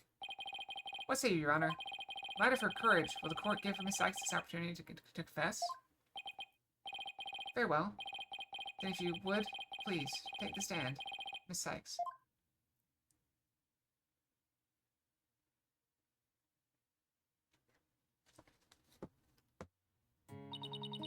Thank you for letting me do this, Prosecutor Edgeworth.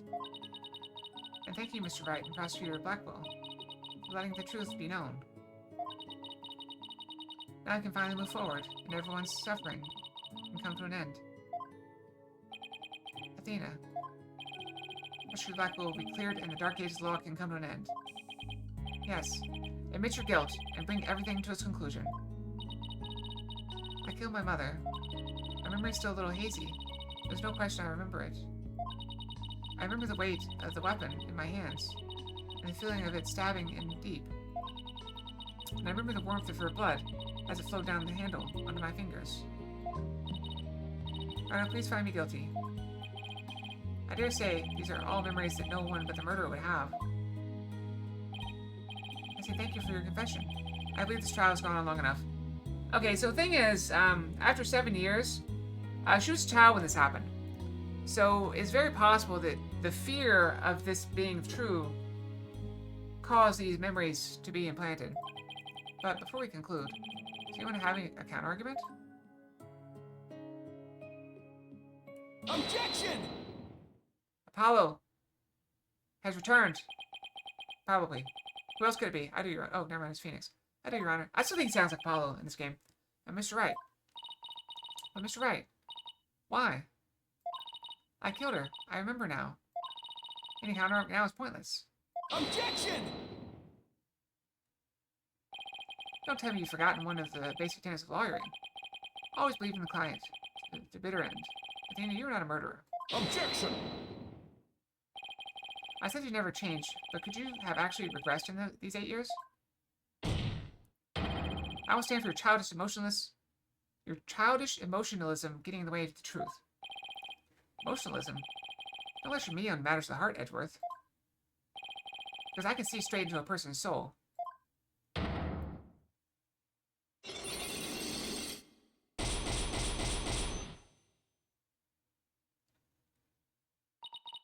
I did a little research. I looked into those special cyclops you mentioned, Mr. Nick. Athena isn't trying to keep anything from me on purpose. For some reason, part of her heart and her memories are sealed off, even from herself.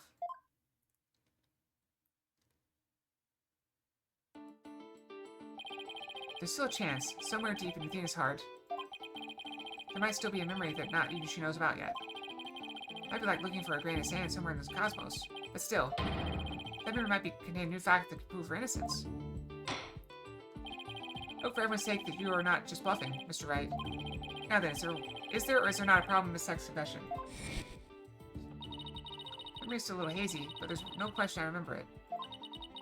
I remember the weight of the weapon in my hands, and the feeling of it stabbing in deep. I remember the warmth of her blood as it flowed down the handle onto my fingers. There's definitely something wrong with her memory of the event. I can just tell. Any problem with her confession? Please prove it to this court now. Take that! Blade! Blade! Not cut. There's no blood on the handle. Isn't that the katana the defendant used to kill the victim, Mr. Wright? I respectfully and vehemently disagree, Your Honor. But I remember it. I remember holding the weapon and getting blood on my fingers. That's exactly my point. If blood really did get on your fingers while you were holding it, there should be blood on the handle. But please focus on the handle of the sword. There's not a trace of blood on it. And therefore, this is clearly a contradiction of the facts. You're right. Oh my!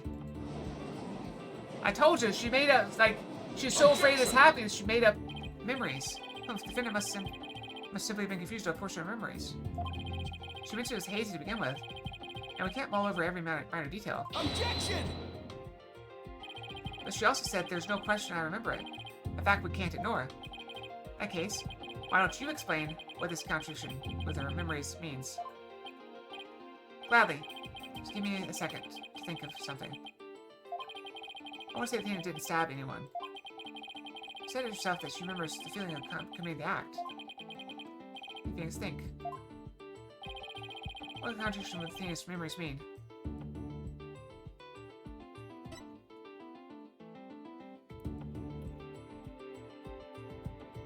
They used a different weapon. It's like I said, blood flowed down the handle. The katana's handle is spotless. So doesn't it follow that the defendant must have used a weapon other than the katana? What are you up to this time? This is it. This time I found just the thing to end Athena's nightmare for good.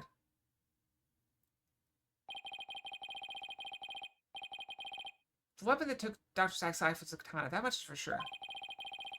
The actual possibility that Athena didn't use the katana can help prove her innocent. It could help me prove her innocent. We got this, Treeborn, we got this! A different weapon, you say? What weapon would that be, exactly? Right, of course. He would ask that.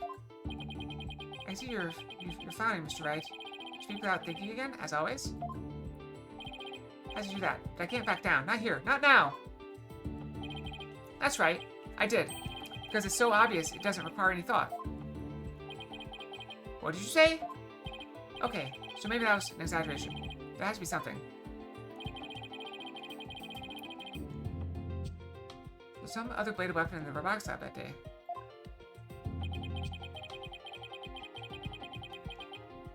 It's only one of the crime scene photos.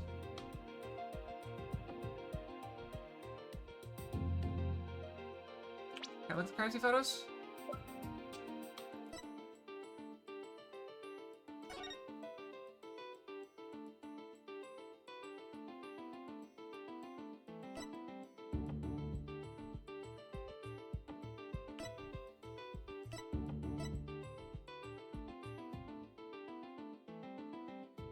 What are these things? Toolkit! Toolkit! Toolkit! Wait a minute. There is something. There's a high probability that was in the lab. I don't have that particular weapon here in evidence right now, but I do have a piece of evidence just like it. Other than katana, this is another blade that may have been at the crime scene.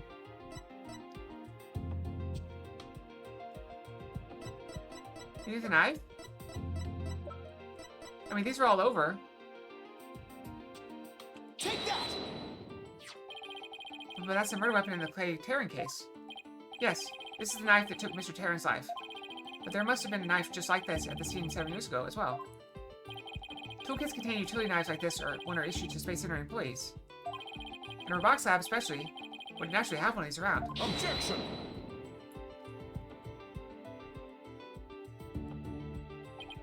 But besides the katana, no other bladed weapon was found at the site. There's an investigation report, if you didn't know. Objection! Of course I knew that. Once you told me just now. And here's something else you already knew. There was a toolkit at the scene, but it didn't contain any blades. Here's a photo of its contents. There's a spot missing! Look at the spot missing! I don't see any kind of bladed tool. Fine, but isn't there something odd about the design of these handles? Therefore, there was no other bladed weapon in the room. Objection! I disagree. This toolkit contained a knife. And what proof do you have of that? Don't tell me your eye for art is failing you, too, Mr. Edgeworth. You're the last person in the world who should be criticizing my aesthetic sense. And now, he's simply watching out for your ocular health. Please proceed, Mr. Wright.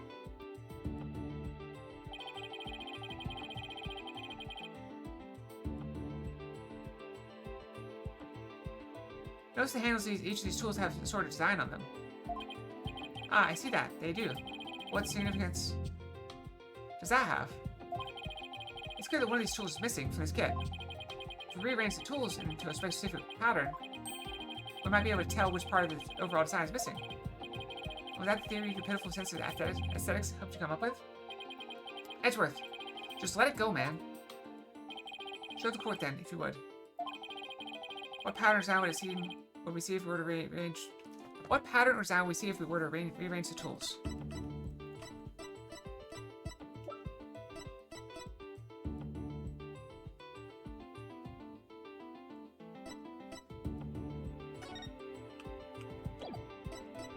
I know the pattern, I just don't know, like, where's the best place to show it. It's right there. Yaxa.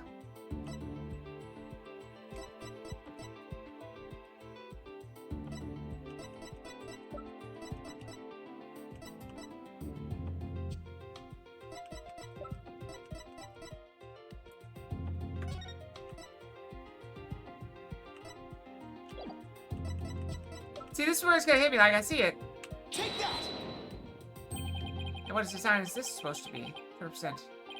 The Yaxa logo, Your Honor. Okay, so it's fine. It's on all the Space Center's documents and pamphlets. So I can see the one would have worked. As you're aware, Yaxa is the program that operates the Cosmos Space Center. Take a little sip of water. Look how brightly the Yaxa logo shines in the sunlight above the entranceway. I really dig the stars and rocket motif it's got going. Yaxa, huh? Is that the new name of the Federal Space R&D program? I think I see it now, but... Yes, we're just a tool showing this photo. The red A part of the logo is missing. And this is where the murder weapon from the Terran case comes into play. If we replace the utility knife in the open slot, it would complete the Yaxa logo. So it would. Then that means... Admit it, Mr. Edgeworth. My aesthetic sense is keener than yours. And while you're at it, admit that the weapon Miss Sykes used could have been this one. No! Order in the court. Miss Sykes confessed to having memory of stabbing the victim. Admittedly, Miss Sykes most likely to stab someone, using a utility knife. However, the weapon used to kill Dr. Sykes was his katana. Therefore, the act of stabbing that Miss Sykes remembers couldn't be that of Dr. Sykes. Maybe she killed someone else? Very well. Let's suppose for a minute that Miss Sykes did use the utility knife. Tell me, how does that change anything? Come again? Well, the katana was only being used as a decoy to conceal the true murder weapon. But the real weapon that took the victim's life was in the utility knife.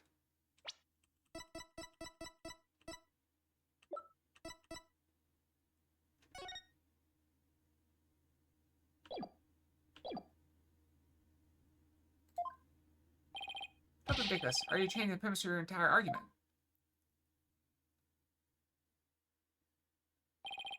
I'm merely offering a hypothetical situation derived from your logic. Miss Sykes could have put blood on the katana to make it look like the murder weapon.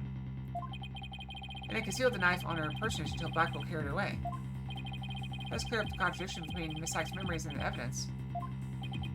If in fact the murder weapon is a utility knife, then fate has dealt you a cruel hand. You have just proven the knife's existence to the rest of us with your own logic. Objection!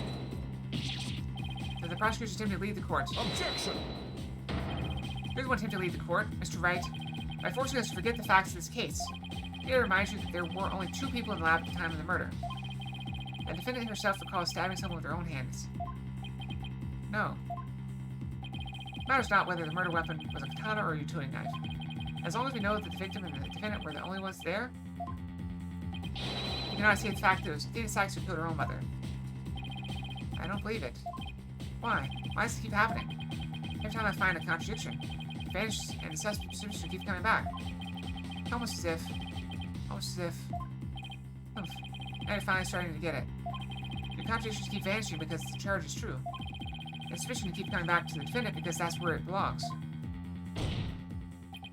Phoenix Wright, when you will open your eyes and accept the truth.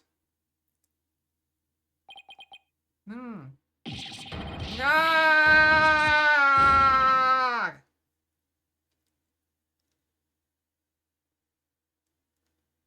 I need Apollo to come back. It's time.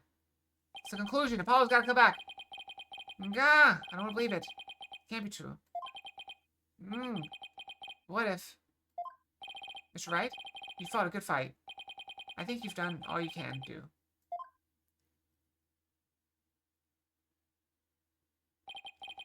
Is giving up really the only option?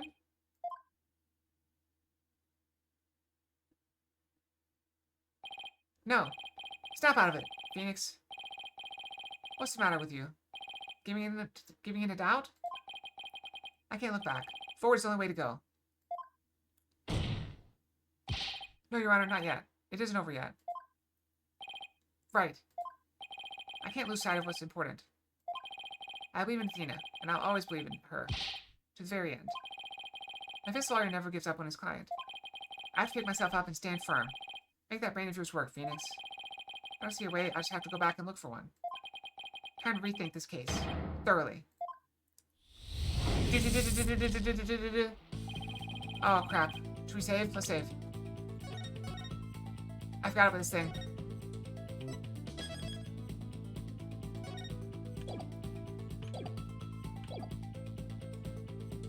I think I must have someone with a utility knife. It's better than what Paco Wicked says, Athena's hug. Prosecutor Wacko didn't see the knife in the scene. Yes, someone must have removed it from the lab before he arrived.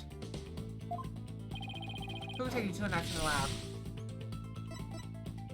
Someone else. Third person is in the scene. If I trust Athena, then I have to conclude that there was a third person in the scene. According to Paco's testimony, Athena and her mother were the only two there. And how did the third person may escape Paco's detection? I know. The first person fooled Paco's facial recognition by covering their own face.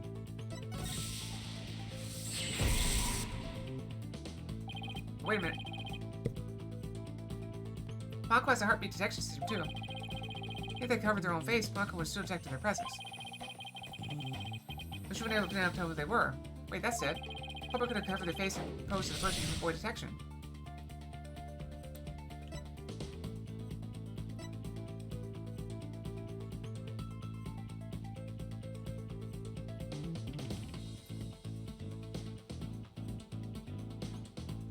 Simon. What the culprit covered the face and posed to Prosecutor Blackwell? Paco already said she recognized the real Blackwell. Mr. Prosecutor Blackwell says the answer. Next drawing board. Crap. Cover the face and posed which person? Avoid detection. That's the only person that makes sense. Person posed the victim. The culprit posed the victim. That would explain why Paco thought only she and Athena were there. All he did was take advantage of Paco's basic recognition features. Culprit used this in order to pose the victim. Her jacket.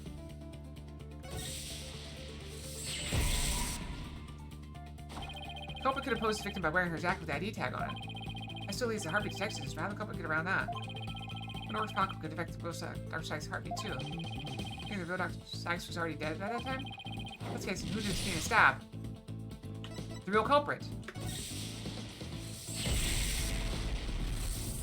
They stabbed the real culprit. So that's it. The person Athena stabbed wasn't Dr. Sykes. It was a person who murdered her and then pretended to be her. The real culprit.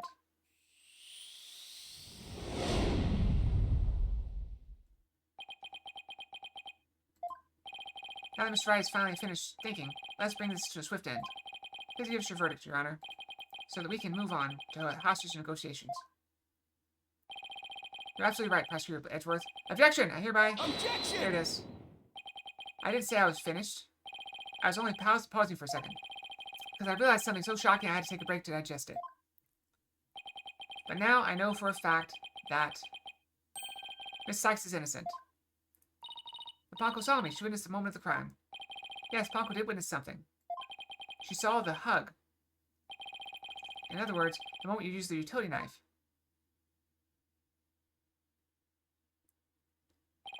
But the person you stabbed wasn't your mother.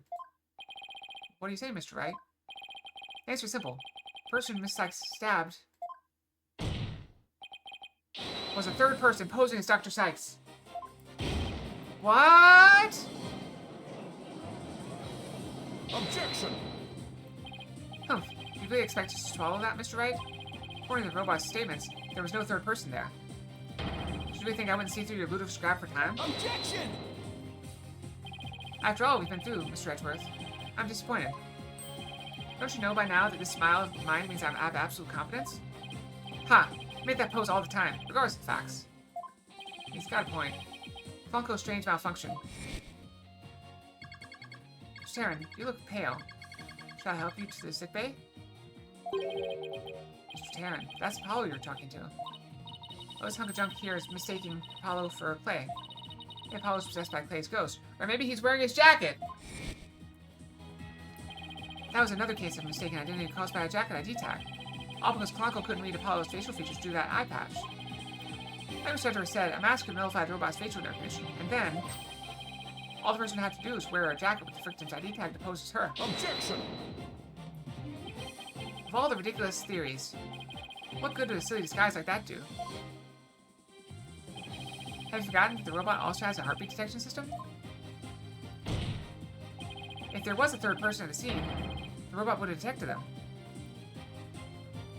I'm sorry, Mr. Edgeworth, but that doesn't count for much, I'm afraid. Because by that time, Dr. Sykes' heart had already stopped beating. What? So does that mean... Yes, Your Honor. The person Miss Sykes stabbed, this third person who was posing as Dr. Sykes, is her mother's real killer. But that's... Impossible!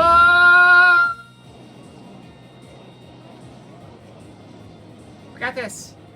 We got this. But who is it? We don't know who it is. A mask. The person I stabbed was wearing a mask. Order in the court. Miss Sykes, did you say something? A mask. Yes. I remember a... Ah! Athena. What is it? Ah!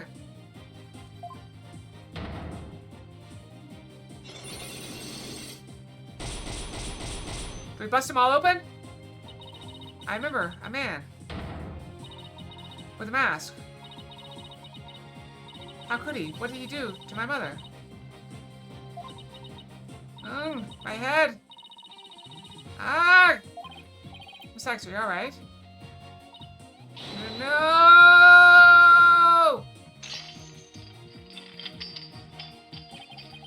The black Cyclops. They're breaking. Oh yeah, there's 2. There's 3.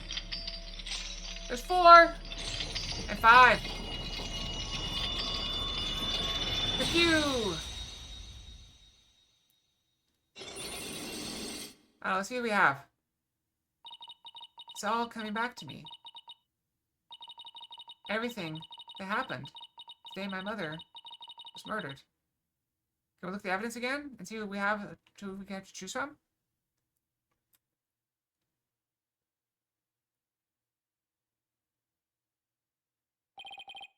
They're gone. The black Cyclops are finally gone. Let's look at what we got. Wait, can we not look at people? Oh wait, there it is.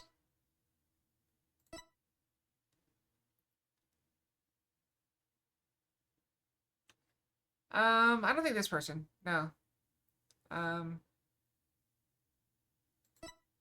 It's definitely not him. I think we come back to him. Didn't I say it originally? That I thought it was him? Way back?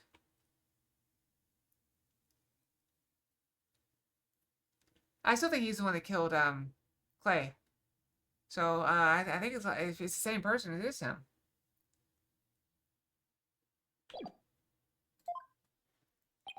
You didn't really stab your mother, did you? It's alright, Athena. Just tell us what you saw that day. I was drawing a picture. When I was done, I went to show it to my mother, to my mom. Opened the door, and then... Ugh. Ah! It's alright. I'm right here. You're safe, Athena. She was on the floor, by the workbench, with a katana sticking out of her. There's a handkerchief over her face. I knew it was her by her clothes. And There's a man there. A man? Hold it! Quiet, Your Honor. Go on, Athena. He tried to attack me. In a panic, I grabbed a knife that was there, and... He dodged at first, so I got his clothes. But I tried again. This time you got him, didn't you? I did. I remember it clearly now. The knife went into the back of his hand. Then he kicked me, and I passed out.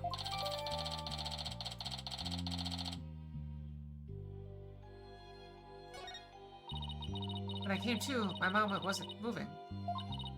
I had to do something. I had to fix her, I thought. I asked Ponko to move her to the operating table.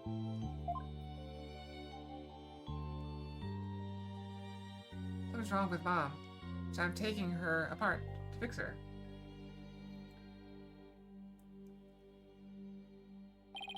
So that's why she said that. Your Honor, as you can see, the defendant has just given us critical new testimony. A man was there before Miss Sykes arrived, a man who covered the victim's face and put on the victim's jacket. This man is the real culprit. Miss Sykes, do you have any idea who this man was? No, I'm afraid I don't. A few months ago, Miss Sykes mentioned a mask. Nina, can you tell us anything else about that? Yes, the mask. It was my mom's Japanese theater mask. I think it's the one hanging on the wall of the lab. Oh, this mask hanging here on the wall. Fingerprints! You think there's fingerprints still on it? It's kind of spooky, that mask. My mom used to tell me that a no mask even has the power to turn an ordinary human being into a phantom. Of a phantom? It would seem that a new suspect has emerged. That means that all suspicion against Miss Sykes has... Hold it. You see, this is precisely why I can't trust the court system. I think Sykes is the murderer. I won't accept any other verdict. Miss Blackwell, this is not good. A new suspect? Where's the proof that this person ever existed? Who says it was just all a dream in the little princess's scraggy little head? She's right. We don't have any hard evidence, right, of the masked man's existence. Objection! Thank you, Mr. Wright. I'll never be able to pay you for all you've done. But I'm fine now, because I can say with certainty that I didn't kill my mother. Athena, I'm so glad for you. More and more memories are coming back now. So I'd like to say one thing if I could. Ponko came to our box lab about 2 p.m. to recharge. I was about to charge up. Athena came in and hugged Mommy, Metis. And Mommy Metis fell down. After that, I was recharging, so I don't know anything. Let's see where you're going with this. Mommy Metis was really the killer in disguise. Right. And he must have come to our box lab before 2 p.m. Anything here in the evidence that can help me find this person who came to the lab before 2 p.m.?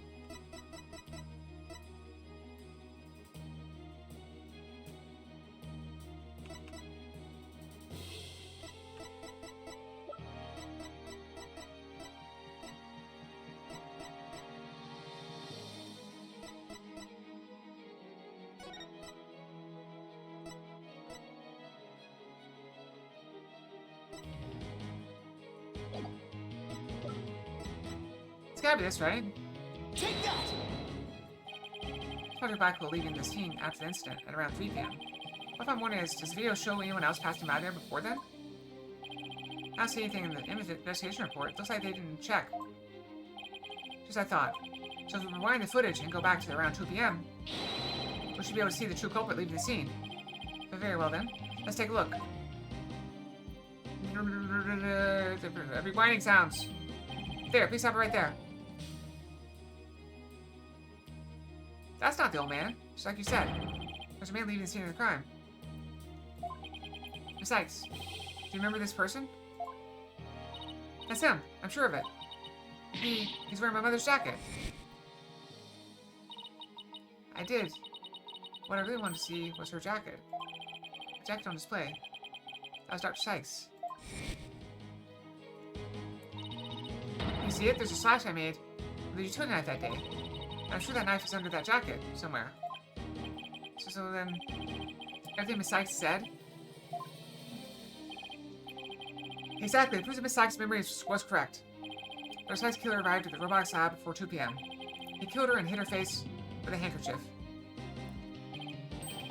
He disguised himself in Dr. Sykes' jacket and masked it when there in the lab. Papa probably knew beforehand that Ponko charged up 2 p.m. every day. So he waited for Ponko to come to the lab for regular research. By leaving Dr. Sykes' jacket on, the culprit tricked Ponko into thinking he was Dr. Sykes, thereby making it look like she was alive up to that point in time. All disguised as real time of death. Objection!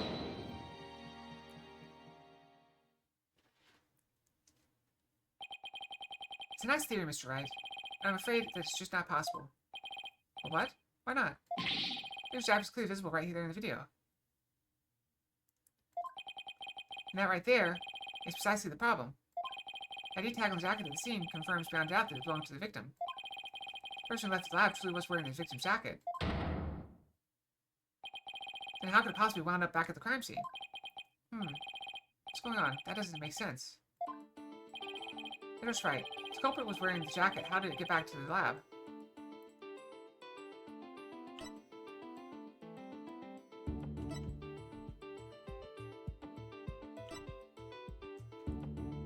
Victim couldn't have brought it back. She was dead. Killer wouldn't have come back.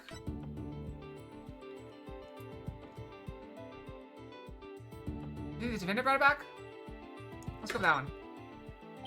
Sykes brought the jacket back to the lab. I see. So you're saying Miss Sykes is an accomplice then? Objection! I'll believe Miss Sykes' complete innocence. To the bitter end. But the way things are going, it might very well be a bitter end. For the both of you. Okay. No good. Ah! Your Honor, please give me another chance. Edward's right. If the culprit was wearing the jacket, then how to get back to the lab? The killer brought it back.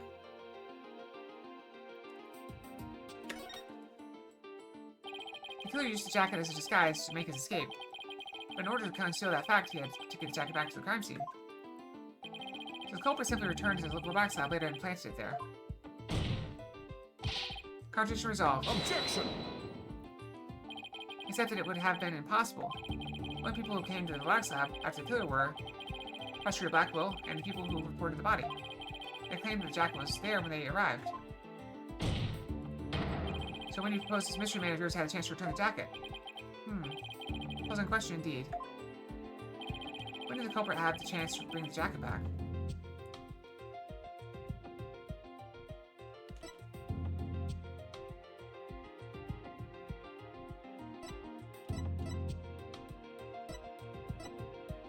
When the body was found. The only time the culprit could have returned the jacket was when the body was found. That's right. Do you realize the implication of that argument? I do. Most people, when they come across a murder, focus their attention on the body. The culprit could have taken advantage of that split second to plant the jacket. In other words, the true culprit in this case, the man known as the Phantom, was one of the first people to discover the body. I would never have thought of that. So we should figure out who they were. Order in the court. What was the meaning of this, Prosecutor Edgeworth? The body was discovered and reported by a group of 3 people. They were there to collect the space probe's capsule in preparation for the Hat-1 launch. Most people had a special bag to transport the capsule in. Oh, you mean the shock-resistant bag? Correct. I suppose that if the jacket was in that bag, it could have been returned to the scene of the crime without anyone noticing. I'll see to that you get to the reports on those 3 people. You will? We should also check the facial recognition database for that robot. If this person felt the need to hide his face, the theater mask, it might mean that his facial data was once registered. So, Prosecutor Edgeworth, does this mean... I have to admit, I believe Miss Sykes' memories to be credible. You win, right? Not that this was ever an official trial, anyway. My ears deceive me? Prosecutor Edgeworth, you're actually conceding? Is it true, boss? Does this mean I can't believe it. It's over. I won. I've heard both Tina and Prosecutor Blackwell are innocent, but we don't know who did it yet. But there's only one other person in the thing. Your Honor, I see no need to further prolong this trial. Objection! Hold on, Mr. Wright. Have you forgotten? who's in charge of this trial? That's right. I'm the one who's supposed to say I see no need for further prolong. Not you. Not you either, Your Honor. Now silence. The little princess who was truly beloved by Metis and who paid for that love with death. All these years hating Athena was the only thing that's kept me going. What do I do now? Can anybody tell me? How am I supposed to go on? Miss Blackwell. Humph. I don't like you, Aura. Metis was deeply passionate about her work, and she chose you as her partner. Isn't that... Shut up, Simon. You know exactly how I felt about her. Her respect as co-worker wasn't all that I wanted. Told you she loved her. Then what do you want from her? Could you please go there, Your Honor? There's a, not to get off topic too much, there is a traditional, it's very funny that, people, historians will look at, ancient figures and say, oh, yeah, you know, she tragically never married, though she did move, you know, to France, and live with her roommate, you know, and they even shared a bed, because they couldn't afford 2 beds, and, you know, but they were just really good friends. Historians love doing that with historical figures. I mean, I saw something where they were talking about, what's his name, Achilles. What's the Achilles quote? I'm looking it up. Hold on, look it up. Achilles quote.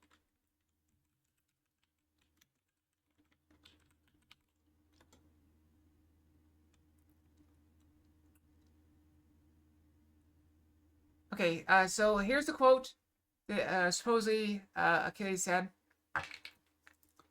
of his friend Patroclus. Of his friend Patroclus. Random Fox. Can't see. We got Fox Fairy. Okay. I would recognize you in total darkness, were you mute and deaf. I would recognize you in another lifetime entirely, in different bodies, in different times. And I would love you in all of this until the very last star in the sky burnt out into oblivion. And historians still say that he said that about his good friend. Seriously? No, that's love. That is romantic love. That's not romance. That is true love. Anyway, did you really just go there, Your Honor? Aura, there's something I've wanted to say, if you will lend me an ear. I have in my possession a light lead on who Metis' murderer is. You do?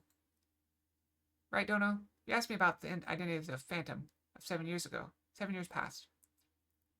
That's right. The Phantom. The person Blackwell has been looking for, even from behind bars. 7 years ago, somebody hatched a plan to sabotage the Hat 1 rocket. A spy. But he was no ordinary spy. We knew naught about him. His background, appearance. We came to refer to him as the Phantom. At the time, I was working with the police to hunt him down. And then one day, a miracle occurred, and I obtained a lead on him. Oh, how exciting. What was the lead? A recording of the Phantom's voice, but the quality was too poor for proper voice analysis. Yet I had hope. Our co-worker was a scientist who could analyze human emotions. What's up, Alec? Oh, sorry. See? This is the kind of stupid stuff that happens, because I'm dumb. Here, we'll go back to the court right just so people can see it. Alright, here, so you guys can read this.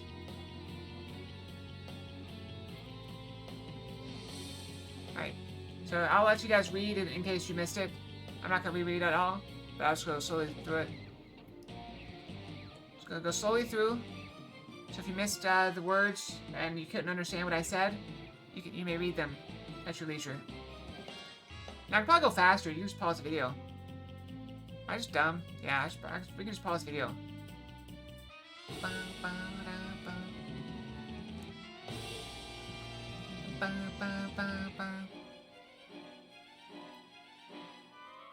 Alright, there we go.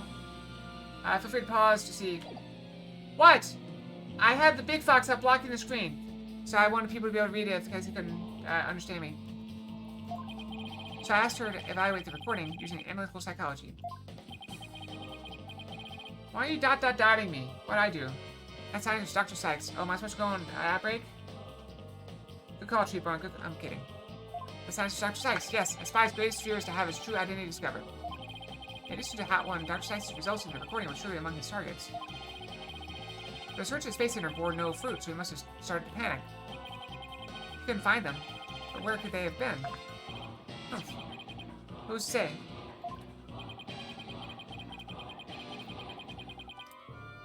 Well, Bates never let that out of his sight in all these years. How in the world did you smuggle him into prison? You don't want to know. Well, I have my ways. What's more, my partner's especially talented at that sort of thing. The bird! Taka! I don't know where he got to. I'll work to lure the Phantom Man by spreading rumors throughout the underworld. I was even granted permission to prosecute cases to attract the Phantom's attention. Just try to retrieve your identity, you bloody butcher, became my taunt. What about the results Dr. Sykes drew up for you? Was there any useful information? Here, you can see for yourself.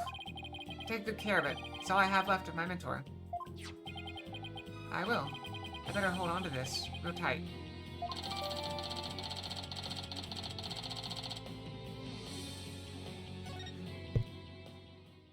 Alright, so we have a psych profile.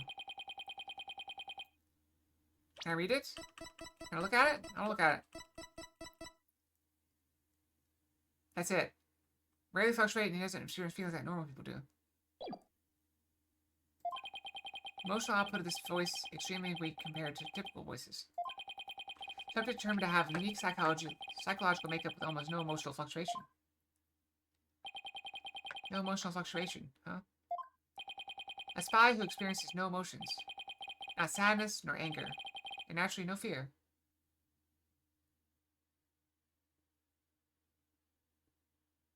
Was it? It couldn't be Clay, right? He's the very definition of a phantom. A monster with no heart. Don't you see? Creatures of rot that destroyed our lives and set what ails us into motion. Who do we have?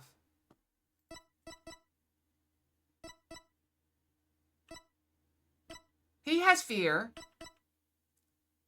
And depression. He's dead.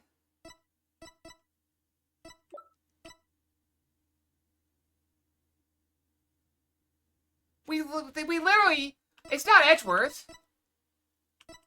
So we literally have, like, it's not Apollo. That only leaves one person.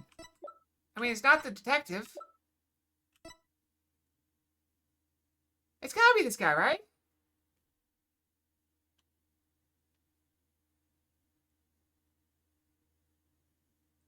But it can't be the robot because, we saw his picture. And, Athena stabbed him. The Phantom indeed. A fitting name for the one who has brought darkness to our world. Well then. It seems a faint image of this man has started to take shape. Based on what we have learned, I'd like all of you to conduct further investigation. This is not a formal trial, but I do want to follow protocol. If I may, I'd like to hand down my verdicts and bring these proceedings to an end. Whatever. Do what you want. Humph. You'll hear no objections from me. Yes, please, Your Honor. It's over. It's finally over. Very well. In that case, Prosecutor Blackwell, would you please take the stand? As a result of this trial, your innocence has been proven. The verdict handed down 7 years ago is hereby overturned. Humph. And now, defendant of this current trial, Miss Athena Sykes. Yes, Your Honor. Mr. Wright. Thank you. Thank you for everything. Athena, you're more than welcome. If everyone is ready, I will now give my verdict. Objection! Is Apollo finally back? You! I was waiting for him to come back. It is Apollo Justice, after all, and how could he leave the last case? I know the other one's DLC. Apollo. What is the meaning of this? Congratulations, Mr. Wright and Prosecutor Edgeworth. You uncovered the truth from 7 years ago, and you saved Prosecutor Blackwell. However, I can't allow this trial to end just yet. If he was the Phantom, he could have just left. He didn't have to do anything. Why, Apollo? Why would you do this to us? Apollo's not the true Phantom. That makes no sense. be continued. I should go brush now. We still got 10 minutes left. But actually it'll work out just good. So we're gonna save. Let's go ahead and save. Alright, we'll go brush, okay? So we'll go brush. I'm just gonna go 2.5 minutes, okay? It'll be fine. It'll be fine. I'll be right back, okay? 2.5 minutes. 2.5 minutes. And I'll be right back.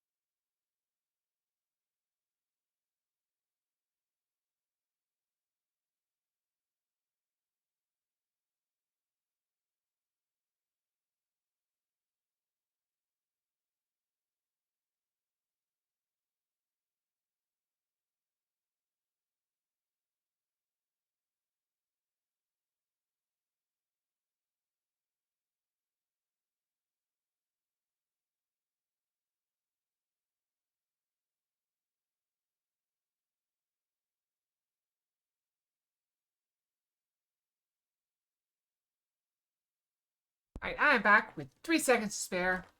3 seconds to spare. Let me get my posture back properly. Okay, posture back. Get my screen set up properly. Okay, we got this. We got 1 hour. Finish this. 1 hour. If not, we got tomorrow. Although I do have some bad news. Possibly bad news. So at the risk of being a little bit premature, my work is getting feisty again. So there is a chance that I will not be able to stream at normal times next week.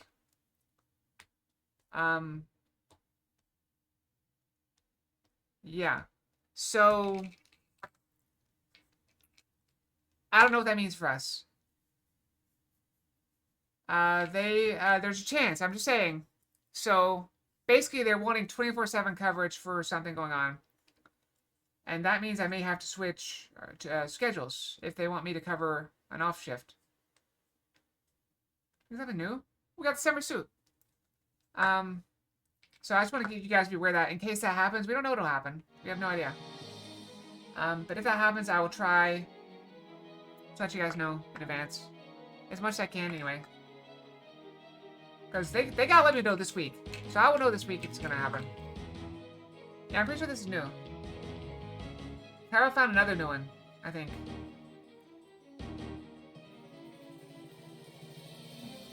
Summer suit. I'm looking at it. Looks nice.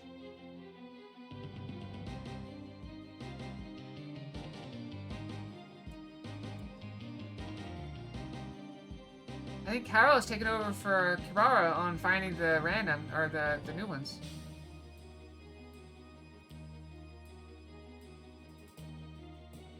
I thought we're running out of new ones, though. We are burning through them at this rate. Alright, so I refunded Kyrell.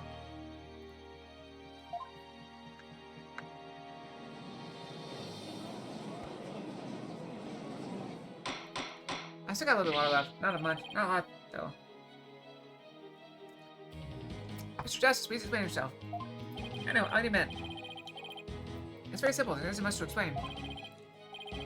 The defendant, Mr. Athena Sykes, might not be innocent. What are you talking about? The case from 7 years ago has been settled. I'm not talking about that, the past year. How about the present case? It's still not clear who killed Clay Terran. But Apollo, why don't you... Miss Sykes, please listen quietly to what I have to say. Well, then what is Apollo trying to do? Your Honor, please allow me a little of the court's time. But this is a trial for the case from 7 years. The spy was Clay! Clay was a spy all along. And so the blood on the thing in her fingerprints is from... No, that makes sense. Whatever. Miss Bacco, I'd like to ask a favor of you. Just you lost someone close to you. I lost someone close to me too. I'm sure you want to know the real truth of what happened as much as I do. Apollo. Hee. Sure, you know what, I'm all for the truth. Now let's see you expose the princess's guilt. Judge, give my permission. Continue with the trial. But very well. Is that all right with you, Prosecutor Edgeworth? Humph. Prosecutor has no objections. Let's hear Mr. Justice's testimony. I'll have the police's investigation report brought immediately. Not you too, Edgeworth. I really hope it's because you don't have something up your sleeve. Very well, your opening statement, please, Prosecutor Edgeworth. As you wish. Let's review the case of the murder of Mr. Clay Terran. It was made clear in the previous trial that Solomon Starbuck was not his killer. Therefore, the true culprit was someone else. On that day, this culprit waited for the astronauts in the boarding lounge 1. When two men made their escape out of the Space Museum, the killer attacked Mr. Terran with the same type of knife that was used 7 years ago. What if it's the exact same knife? Where they escaped in the Space Museum? Next, Director Yuri Cosmo switches to launch pads. After that, the culprit exited the Space Museum and escaped via boarding lounge 2. Therefore, this trial must make clear who Mr. Terran's true killer was. In other words, we must discover who it was that escaped through the Space Museum that day. Thank you, Prosecutor Edgeworth. Mr. Wright, is the defense ready? Yes, Your Honor. I better rearrange my evidence. Alright, Alright, so what do we got?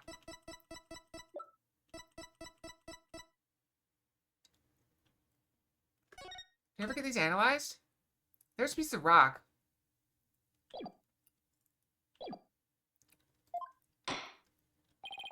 Now then, Mr. Justice, your testimony, if you please.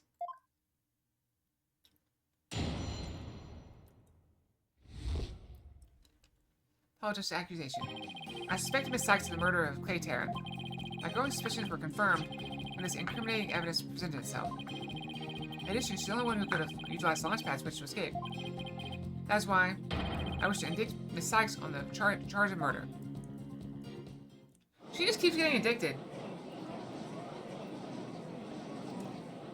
Also, I will say the pain has started to subside a little bit, but now I'm getting itchy. Order the court. Mr. Justice, you realize you're charging your own coworker with murder, don't you? Yes, Your Honor. Because that is the conclusion my investigation led me to. Oh, on a random note, I know you keep getting mad at me for getting sidetracked. There was a guy that I worked with, and one day he just vanished. He was let go or quit or something. I don't know what happened, but a rumor quickly circulated, and a rumor was proven to be true later, that at his previous job, he got angry at a coworker, murdered them, and threw them in the dumpster.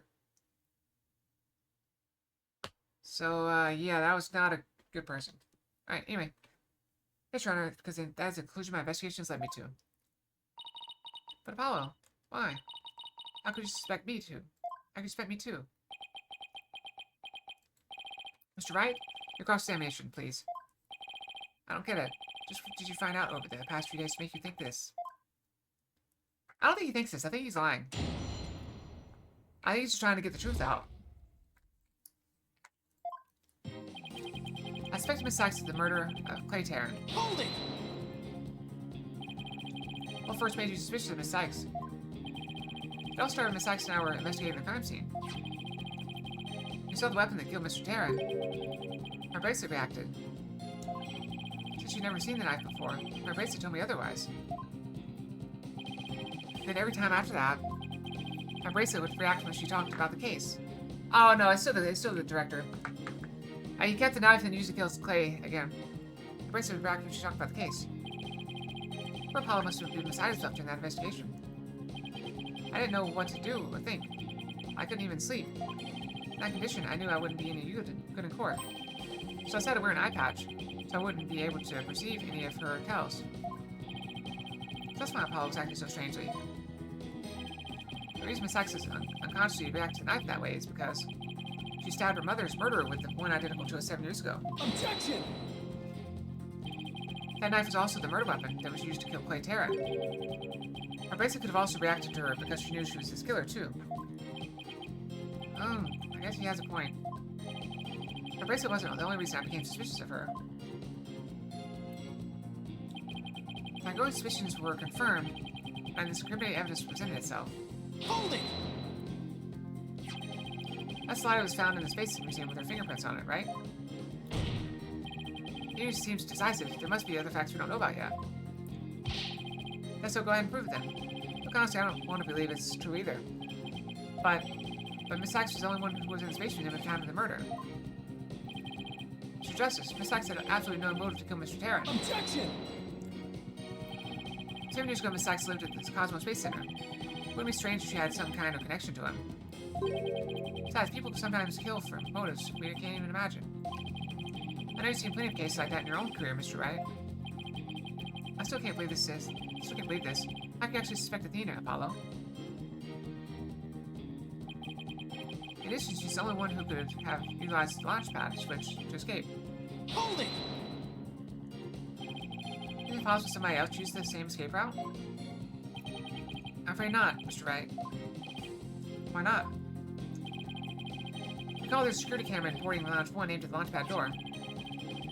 It's the camera that captured Mr. Tarrant and Mr. Starbuck. There's also another security camera in boarding lounge 2. Reported Mr. Tarrant's killer, or rather, Miss Sykes coming out of the Space Museum. Camera in boarding lounge 2? First I've heard of it, but it makes sense. Thing said she had snuck into the Space Museum the night before the incident.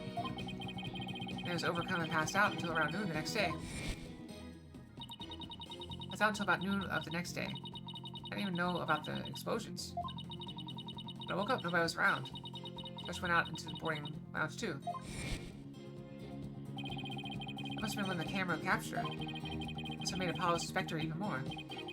Wait a minute. In that case, most likely reported the true culprit as well. Objection! That's a negative on that one too, Mr. Wright. So was taken after the incident. Miss Sykes is the only one who appears. Do we have anything that shows...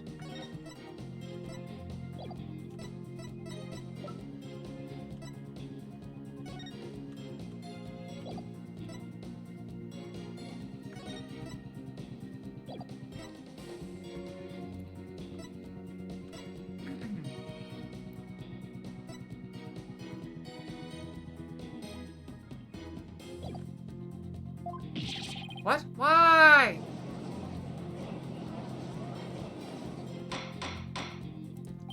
Order! Order the court! That can't be. But if it is, then it's incredibly incriminating. Was it you who proved in the previous trial that the way the true culprit escaped was fleeing the Space Museum after the paths had been switched? Oh, the fact you previously proved turned us ear, leaving your client high and dry. I must say, that is vintage Phoenix right.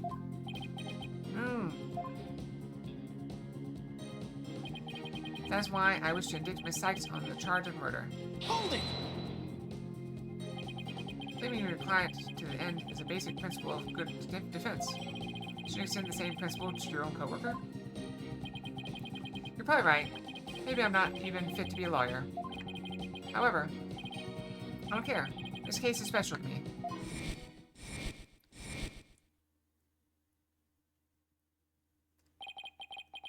Clay was my friend. That's why I just have to know the truth. Well, where did the gun go then? Paul suspected his trusted coworker of killing his friend. To dispel his doubts, he investigated on his own, but that only led to more doubts. Paul must have been really struggling with this. Well, Paul may have doubts, but... I'll say it again. Athena Sykes isn't a murderer. Then I have only one thing to say. Evidence is everything. In court. Mr. Wright, did you have the concrete proof to knock down my arguments? The arguments were very clear, Mr. Justice, and your facts appear to be indisputable. Well, Mr. Wright, what do you think of my theory? It looks like not even you can deny it. Miss Sykes is the only one who used the only possible escape route. In these circumstances, there can be no other suspect but the defendant. Unless... you think there was an alternative escape route. Is that what you think, Mr. Wright? Is that what you think, Mr. Wright? Is that what you think, Phoenix? Was there an alternate escape route? Of course. That's how the lead got there.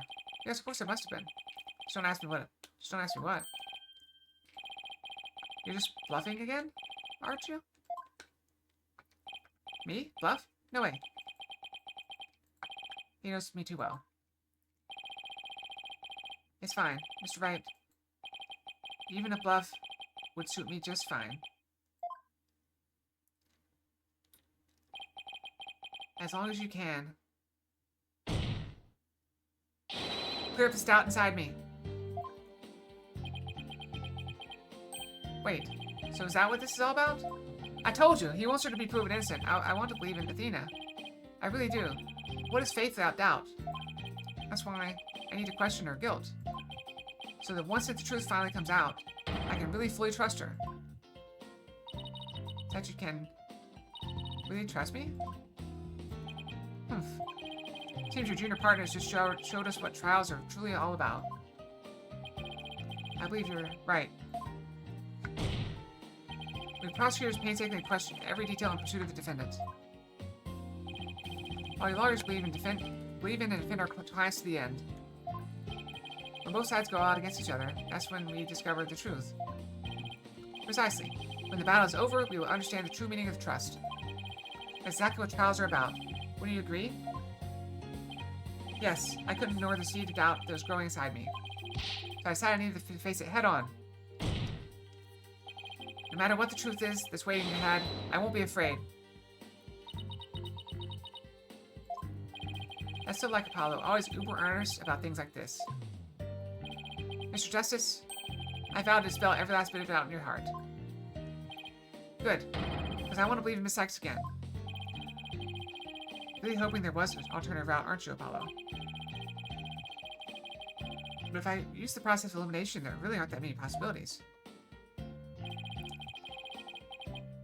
Dr. Cosmos at the southern end, exit, leaving only the control room and the corridor to Space Museum. Mr. the culprit have escaped through. Oh, Mr. Wright, where do you think the culprit escaped to?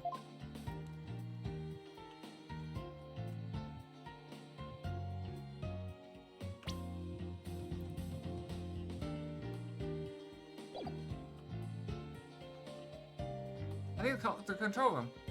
Take that! There? I don't think I could have escaped that way. Can you really say with certainty it isn't possible? Yes, I believe I can. What? Yes, you're right. What are you doing? This is serious, Mr. Wright. Please be serious, Mr. Wright. You're really hoping there was an alternative. Okay. I was at the southern exit. Control room in the Corridor Space Museum. I still think the control room, but alright. Take that! They really could have escaped to the corridor of the Space Museum. All they had to do was use the unconscious Mr. Starbucks Prince to get to the door. Objection! Basically, all you're trying to establish is Miss Sykes' guilt.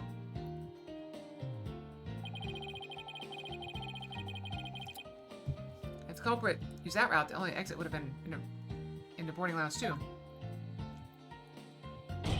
Logical conclusion of your argument is the killer is none other than the defendant. I knew it. That's the only way it could be, huh? The culprit escaped into the corridor that leads to the Space Museum. I guess it's true. The only exit would have been into boarding lounge 2. Miss Sykes was the only person captured by the boarding lounge 2 security camera. Investigated the crime scene thoroughly. But the only place the culprit could have escaped to was the Space Museum corridor. There weren't any other secret corridors or anything. At least no other conclusion to draw but that Athena Sykes was the culprit. What could the answer be? Is there really no other escape route? But hold on a second. What if, while the switch was going on,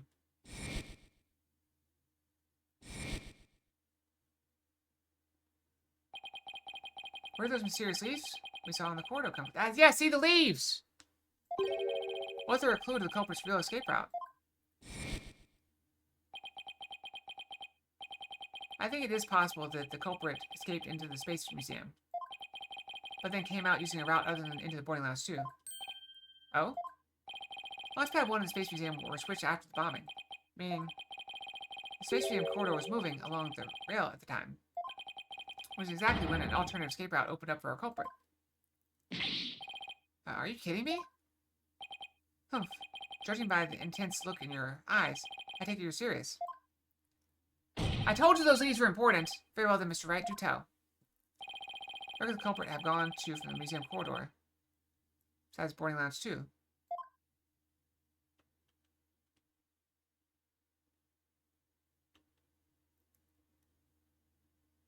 I'm gonna save, because I feel like I'm doing bad.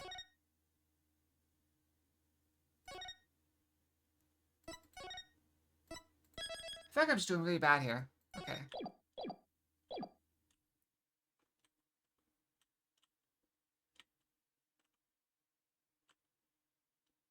Take that! I found something odd while investigating the museum corridor this afternoon. Namely, a few dead leaves on the floor. Considering where dead leaves come from, they point us to exactly where the culprit escaped to. Yes, I remember seeing some leaves, myself. Ah, do you mean... Yep. While the Space Museum was in motion just beyond the corridor, safety door was an alternative place that the culprit could use to escape. In other words, the culprit's real escape route was... there outside the Space Center. You're freaking insane! Objection! Do you know how impossible that would be? That corridor was leveled with the 3rd floor. If the culprit tried to leap to the outside wall of the Space Center building, they'd fall to their death. Not necessarily, they might break a leg. Objection! Ordinarily, yes. After the bombing incident, the culprit could make use of a certain item. What item was it, exactly, Mr. Wright? Alright, this is what the culprit used to leap to the outside wall of the main building.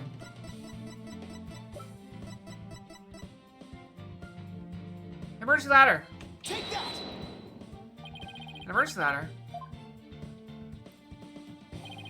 There's an emergency ladder in the 4th floor robotics lab. And it was used that day after the explosions to help evacuate people. Stalker herself used that ladder to escape down to the ground level. Recall that the last pads were switched after the ladder was lowered. The death-defying jump. The portal would have been passed by the ladder while the pads were being switched. That's when the culprit literally sprang into action.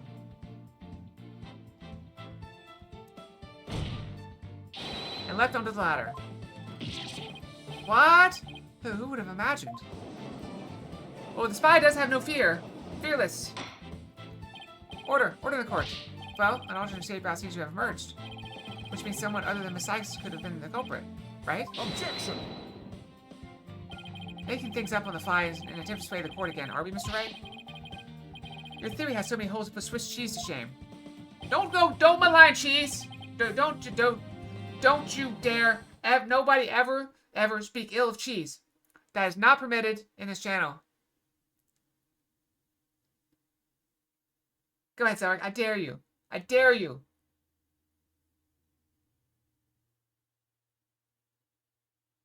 That's what I thought. Alright.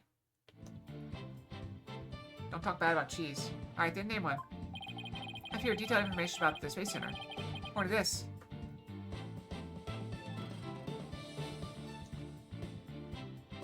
You know what? Hold on.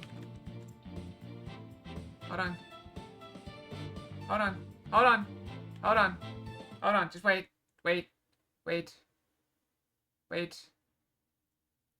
Is this thing? Which thing is it? No. What's the command thing? What's the thing where I make commands? Oh, there it is. Commands. I found it.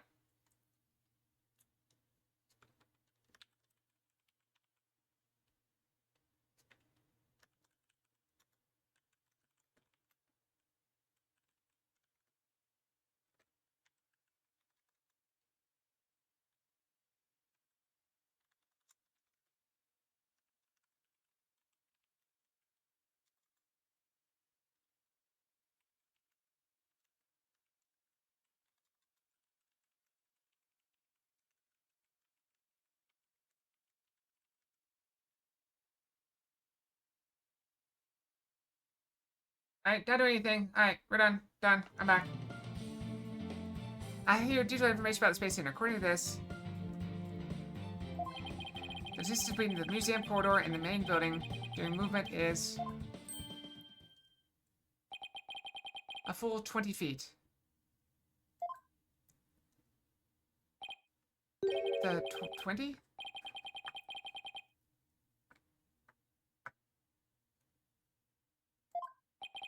You're pulling my leg, right? In addition, the corridor is 3 floors from the ground, or roughly 50 feet. What's more, the culprit would be leaping to a precarious place on an unstable ladder. Urk. Human beings feel fear in dangerous situations. It's a basic survival instinct. An ordinary person would certainly hesitate before jumping. Past tense of smited. Past tense of smite. I think smote is the past tense of,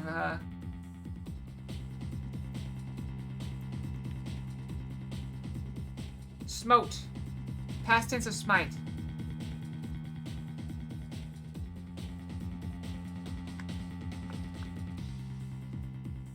Or even frozen in fear, freeze in fear and not jump at all. Objection!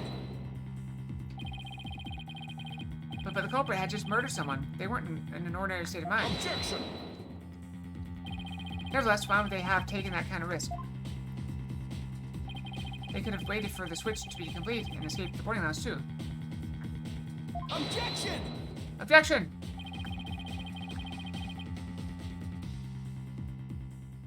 I mean, you wouldn't say, like, for instance, you wouldn't say, lest you be, murder. You'd say, lest you be murdered. Past tense. Murder. Lest you be killed. No, killed. Past tense. Past tense spite is smote. It's correct. It's grammatically correct. Because there's a security camera in boarding house too. The culprit knew they would be recorded if they left the space reset that way. Objection! In that case, the culprit could have hidden in the museum until things settled down.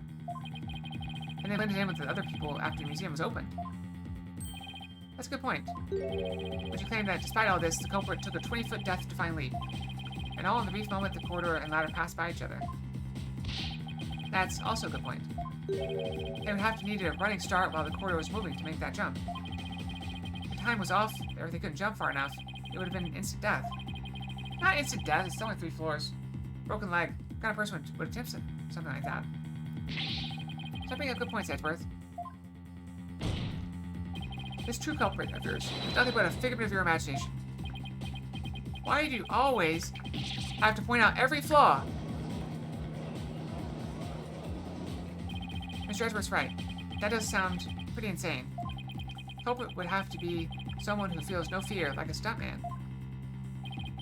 But everyone feels fear, on some level. Right? Evidence! We have the evidence! Wait a minute. Aha! I've got it this time. I can prove that there is someone who could have used this alternate escape route. Oh, can you now? This proves the possibility of a person who could have used this alternative escape route. Bam! Take that! Take that. Oh, how are we doing on brushing? I think we already brushed. Yeah, we're good. We're good to the end of stream, I think. Yeah, what's that, Mr. Wright? This is a certain person's very interesting fact profile. The subject doesn't experience feelings like normal people do. In other words, this person just doesn't feel happiness, sadness, or fear. Doesn't feel fear.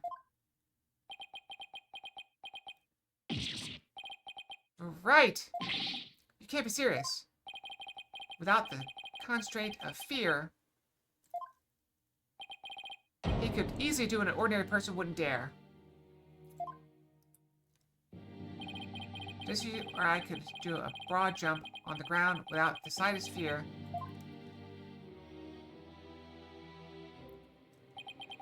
This subject can make a 20-foot leap, 50 feet up in the air.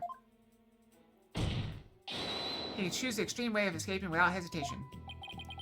She's saying that to a person without fear, the alternative route would be quicker and eliminate the chance they'd be spotted. That's definitely pretty extreme, Mr. Wright. Was there such a person there at the scene? Yes. The Phantom, that mysterious shadowy figure who keeps popping up. Oh dear. The Phantom! Again! I knew the Phantom was there behind the scenes of the Space Center bombing, but I wasn't sure if he was connected to the murder of Clay Terran as well. However, now it's all clear. The Phantom's the one who not only bombed the Space Center, but also killed Mr. Terran. What?! We're on a roll! Order the court. Order, I say. Mr. Wright, please continue. There were just too many similarities between this case and the one from 7 years ago. But why, you may ask?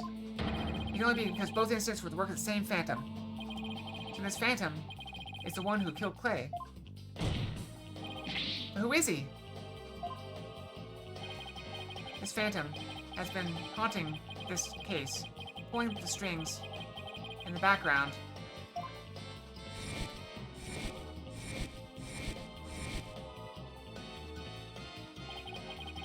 Who could this unidentified international spy be?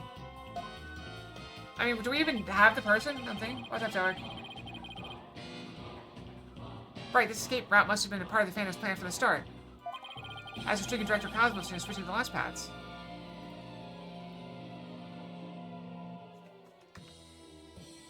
What did you say to me? Just because I'm sometimes covered in blood, and just because I lack morals... Here, what are you doing?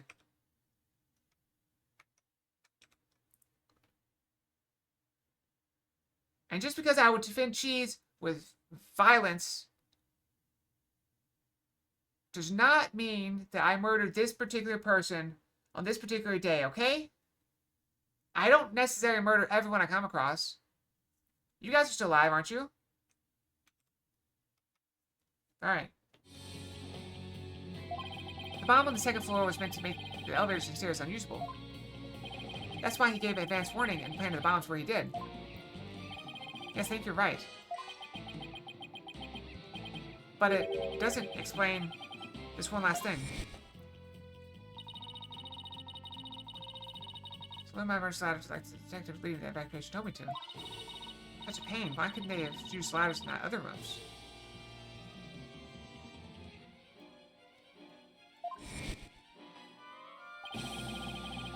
The rock slab wasn't the only room with an emergency ladder. But he couldn't have made that leap unless he was certain which one it would be. Do you mean... Is it really the detective? The Phantom must be someone who knew that particular ladder was going to be used. That's right. Who could it be? Wait a minute. So I lowered my emergency ladder, like the detective being the evacuation told me to. Miss Blackwell lowered the ladder after being told to by the detective, leading the...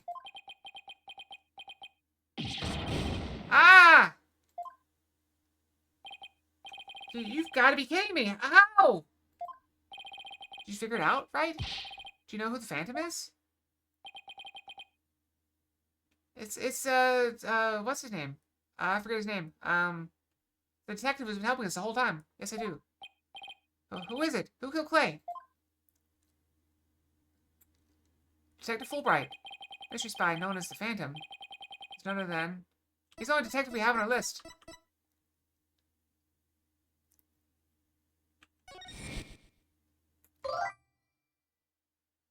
Yeah, it's a different game. This version has 3D stuff. This is, the Apollo Justice series. After the explosion, a member of the staff crossed past a certain detective.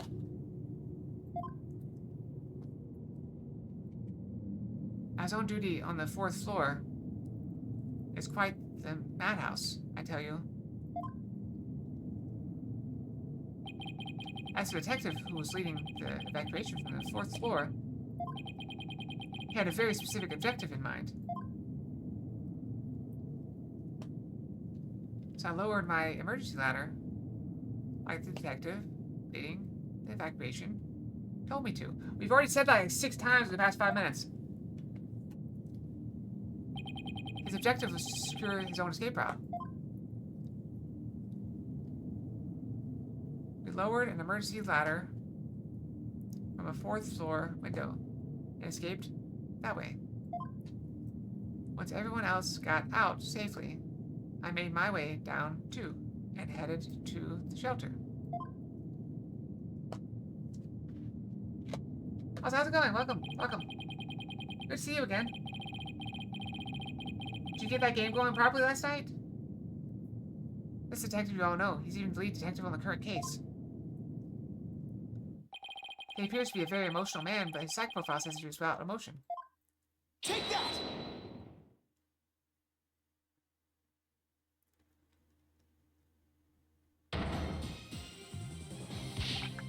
What? Are you saying... You mean the Phantom is... Detective Bobby Fulbright? Exactly. We're all taken in by his fake persona. I've actually heard that about psychopaths, or sociopaths, that they learn to emulate emotions even if they don't feel them. It's really bad timing. No worries. Detective Fulbright's real identity is the Phantom. You're joining us at the very end. This is like the 5th trial of this game. The last one is not DLC. Order the court. Mr. Wright, how could this be?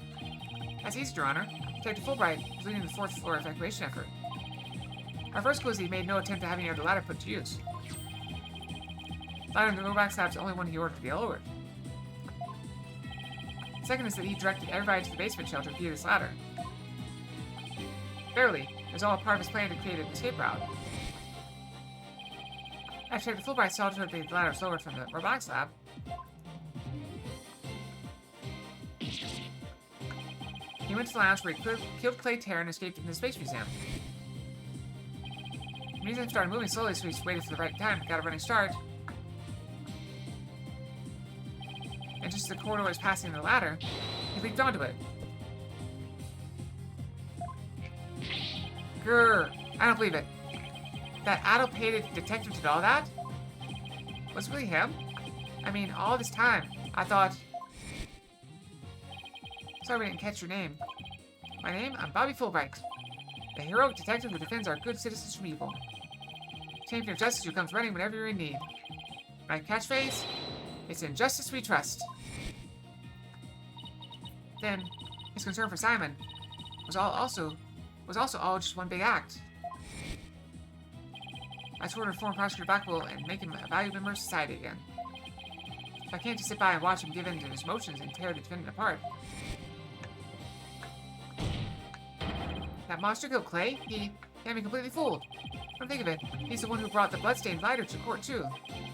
It's come back even made me turn on Athena. Damn it, how the hell did I fall for it? For all that. For him to have wormed his way into the police department as well? Grr! Your Honor, the defense demands to question Detective Bobby Fulbright. Yes, I agree that we need to hear from him right away. The court will take a short recess, and then Detective Fulbright will take the stand. Now here's the problem. We're coming up on the conclusion of this. I'm not sure we have time. We got 20 minutes, so I'm not going to stop. But I get the feeling we're going to end up right close to the end. If only Treeborn hadn't wasted so much time today talking about random stuff. Thank you so much, Mr. Wright. If it wasn't for everything you did, I... Don't thank me yet. We still have an uphill battle to fight. Do we? I mean, she's cleared. No, maybe not. You got it, boss.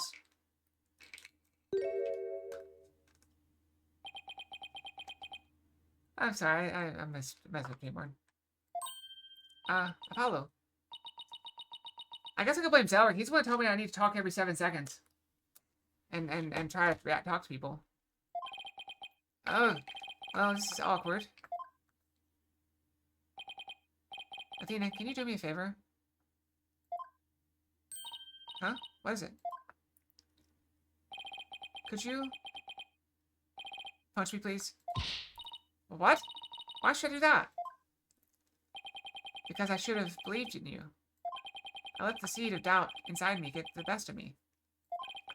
I'm really sorry that I didn't trust you. Ouch!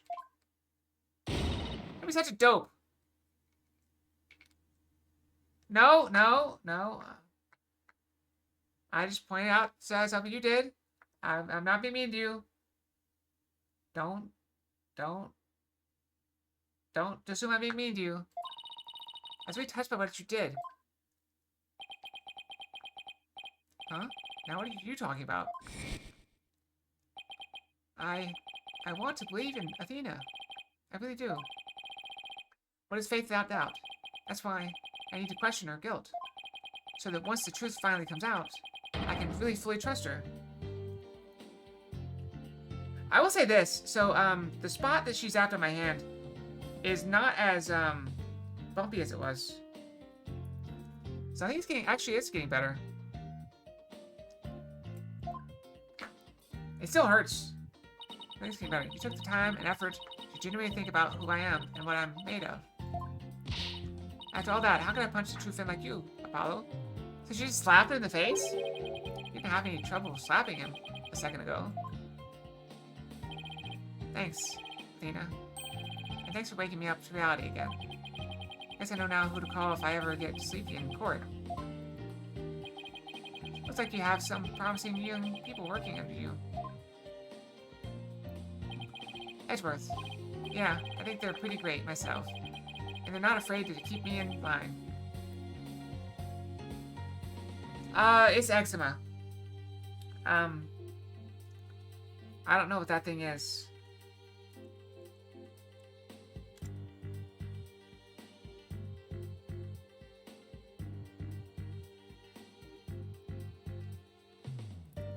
No, it's not that. It's just a bump on my skin. And I'm pretty sure it's eczema. I have eczema on my hands. And a couple other places. I've been trying to keep in line with cortisone cream. But it just doesn't keep it away for long. So, when I got my laser removed, the lady said that sometimes they could use the laser. I've been doing laser hair removal. I said they sometimes use that for skin conditions. And so she tried it on a spot that I had on my chest. And that spot cleared up. Even though she only zapped a little bit of it, the whole thing gone. So I had to zap one of my hands today, the worst part, just to see if it clears that up. And if that works, then I'll just have her zap it all next time. So it's kind of, I just want a second test. Yeah, this one's definitely, it's on the skin. And it's just kind of itchy red bumps. I think they're pretty great myself. They're not afraid to keep me in line. Anyway, Oh, sorry. Anyway, I have some very good news. Our Blackwell has surrendered and the hostage has been set free. Trucy and all the others? Oh, thank goodness.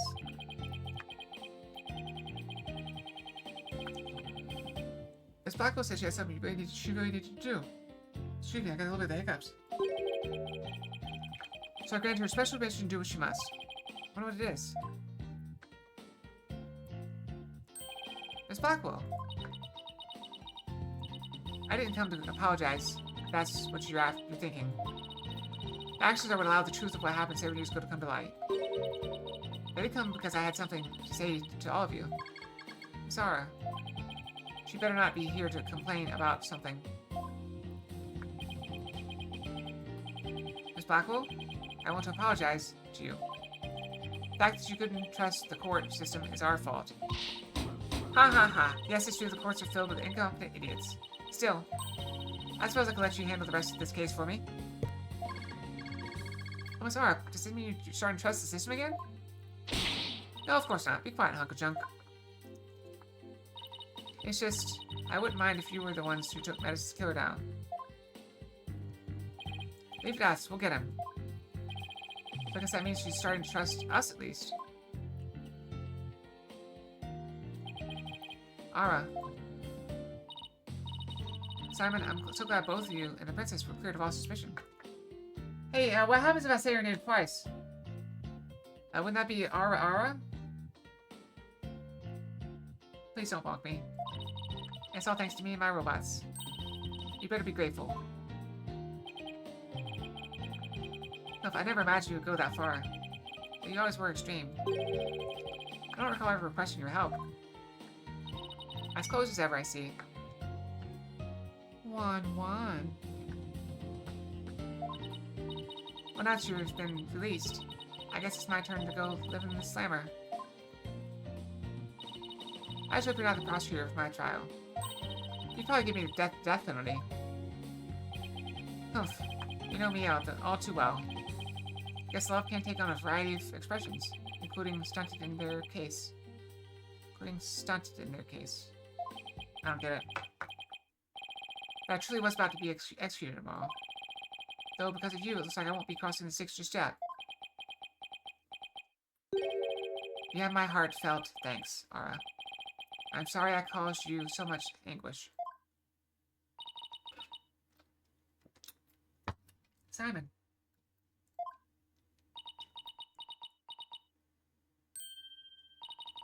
Sniffle.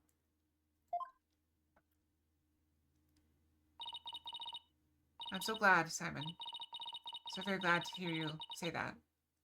I love her belt, too. I keep on saying that. Ara. Alright. That's enough of that. Bailiff, take me to the detention center. What Miss Blackwell did was inexcusable. But it's clear she did it out of love for her brother.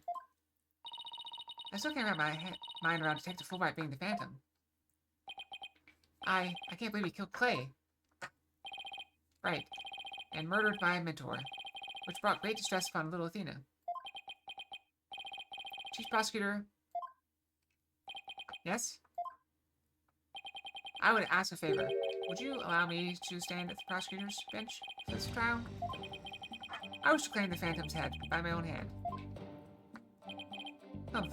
That was my plan all along.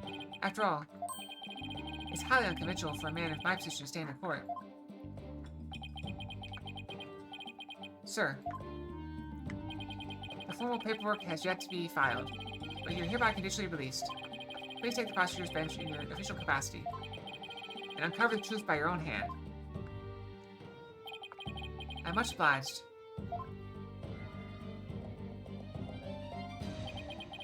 The day to part with these has come at last. Chief Prosecutor, could you? He's unshackled! He's loose! He's loose! Oh, that guy's dead. How long have I waited? Oh, he was the one zapping him, too. It's like ultra vengeance. Maybe it's the sense of freedom. Even the air seems fresher, the light brighter. And I will relish slashing that blackguard Fulbright to shreds without mercy. Now he sounds like me. I have to be able to read his heart to see how happy he is. Hey, you can see it on his face. Sniffle. I'm so glad. But I won't cry just yet. No, it's time for anger. After all, we still got a trial to finish. Save your tears for after the vengeance is carried out. So that's my advice. Weep for the fallen. Once the living are safe. It's okay to cry, Athena. I promise. Prosecutor Blackwell? Mr. Wright? Please avenge Clay's death for me. What are you talking about, Apollo? You're coming to the defense bench with me. I am? Well, I can't expect Athena to assist me now, can I? She's a defendant. At least you, Apollo. We're gonna need to use the bracelet. But, are you sure you want me? I took leave of absence and everything. Well, our office is pretty short-handed, and you're all I've got. Thank you, Mr. Wright. Now take out that stupid eye patch. Why are you still wearing it? Apollo. Athena, I can say it with all my heart now. I believe in you, your complete innocence. And now we're going to prove it to the world. Thank you, Apollo. I know you can do it. We don't have time. So, you won't be needing that eye patch anymore, right? Right, because I'm fine now.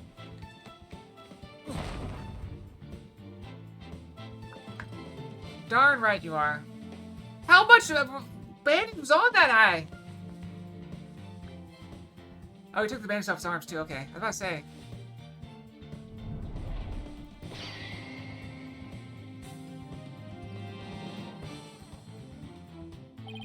Now this is the Apollo I know. Welcome back, Apollo. It's almost time for the trial to restart. So it looks like you have things well in hand. Yep. I should head back to the prosecutor's office.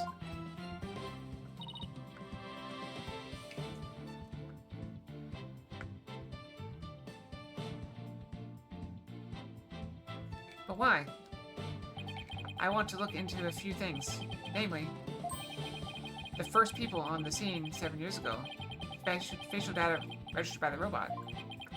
And Detective Fulbright's background. Sounds great, Edgeworth. Thanks. I expect to be repaid with a victory, right? Now, if you'll excuse me. Okay, you two all set to go? You bet I am. Let's do this. And that's where we stop. We're stopping! There's no way we can finish the time. So I'm gonna go ahead and make an executive decision to try not to stop mid-testimony.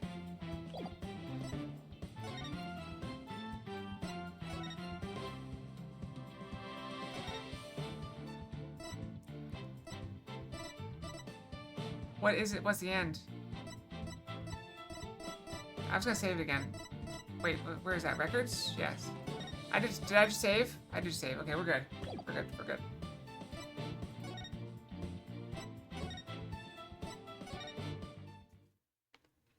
The law can wait.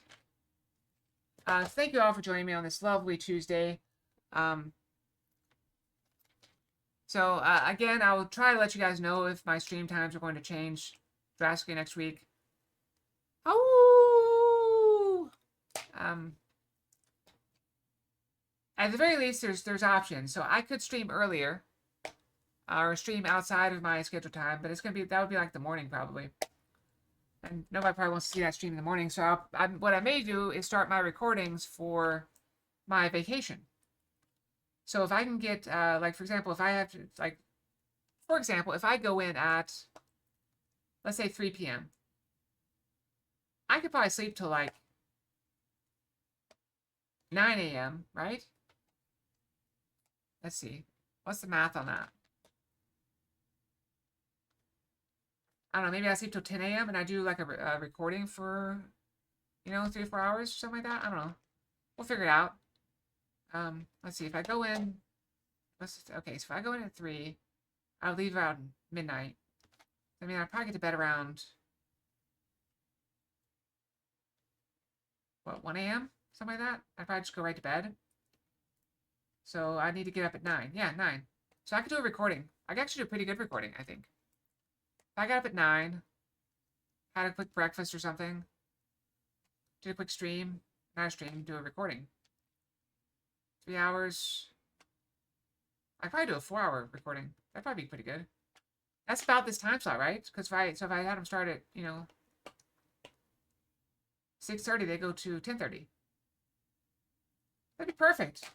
So it might be perfect if it happens. It may not happen. They may want me to take the day shift and have one of my other colleagues take the evening shift. Who knows? Anyway, let's raid someone, I think.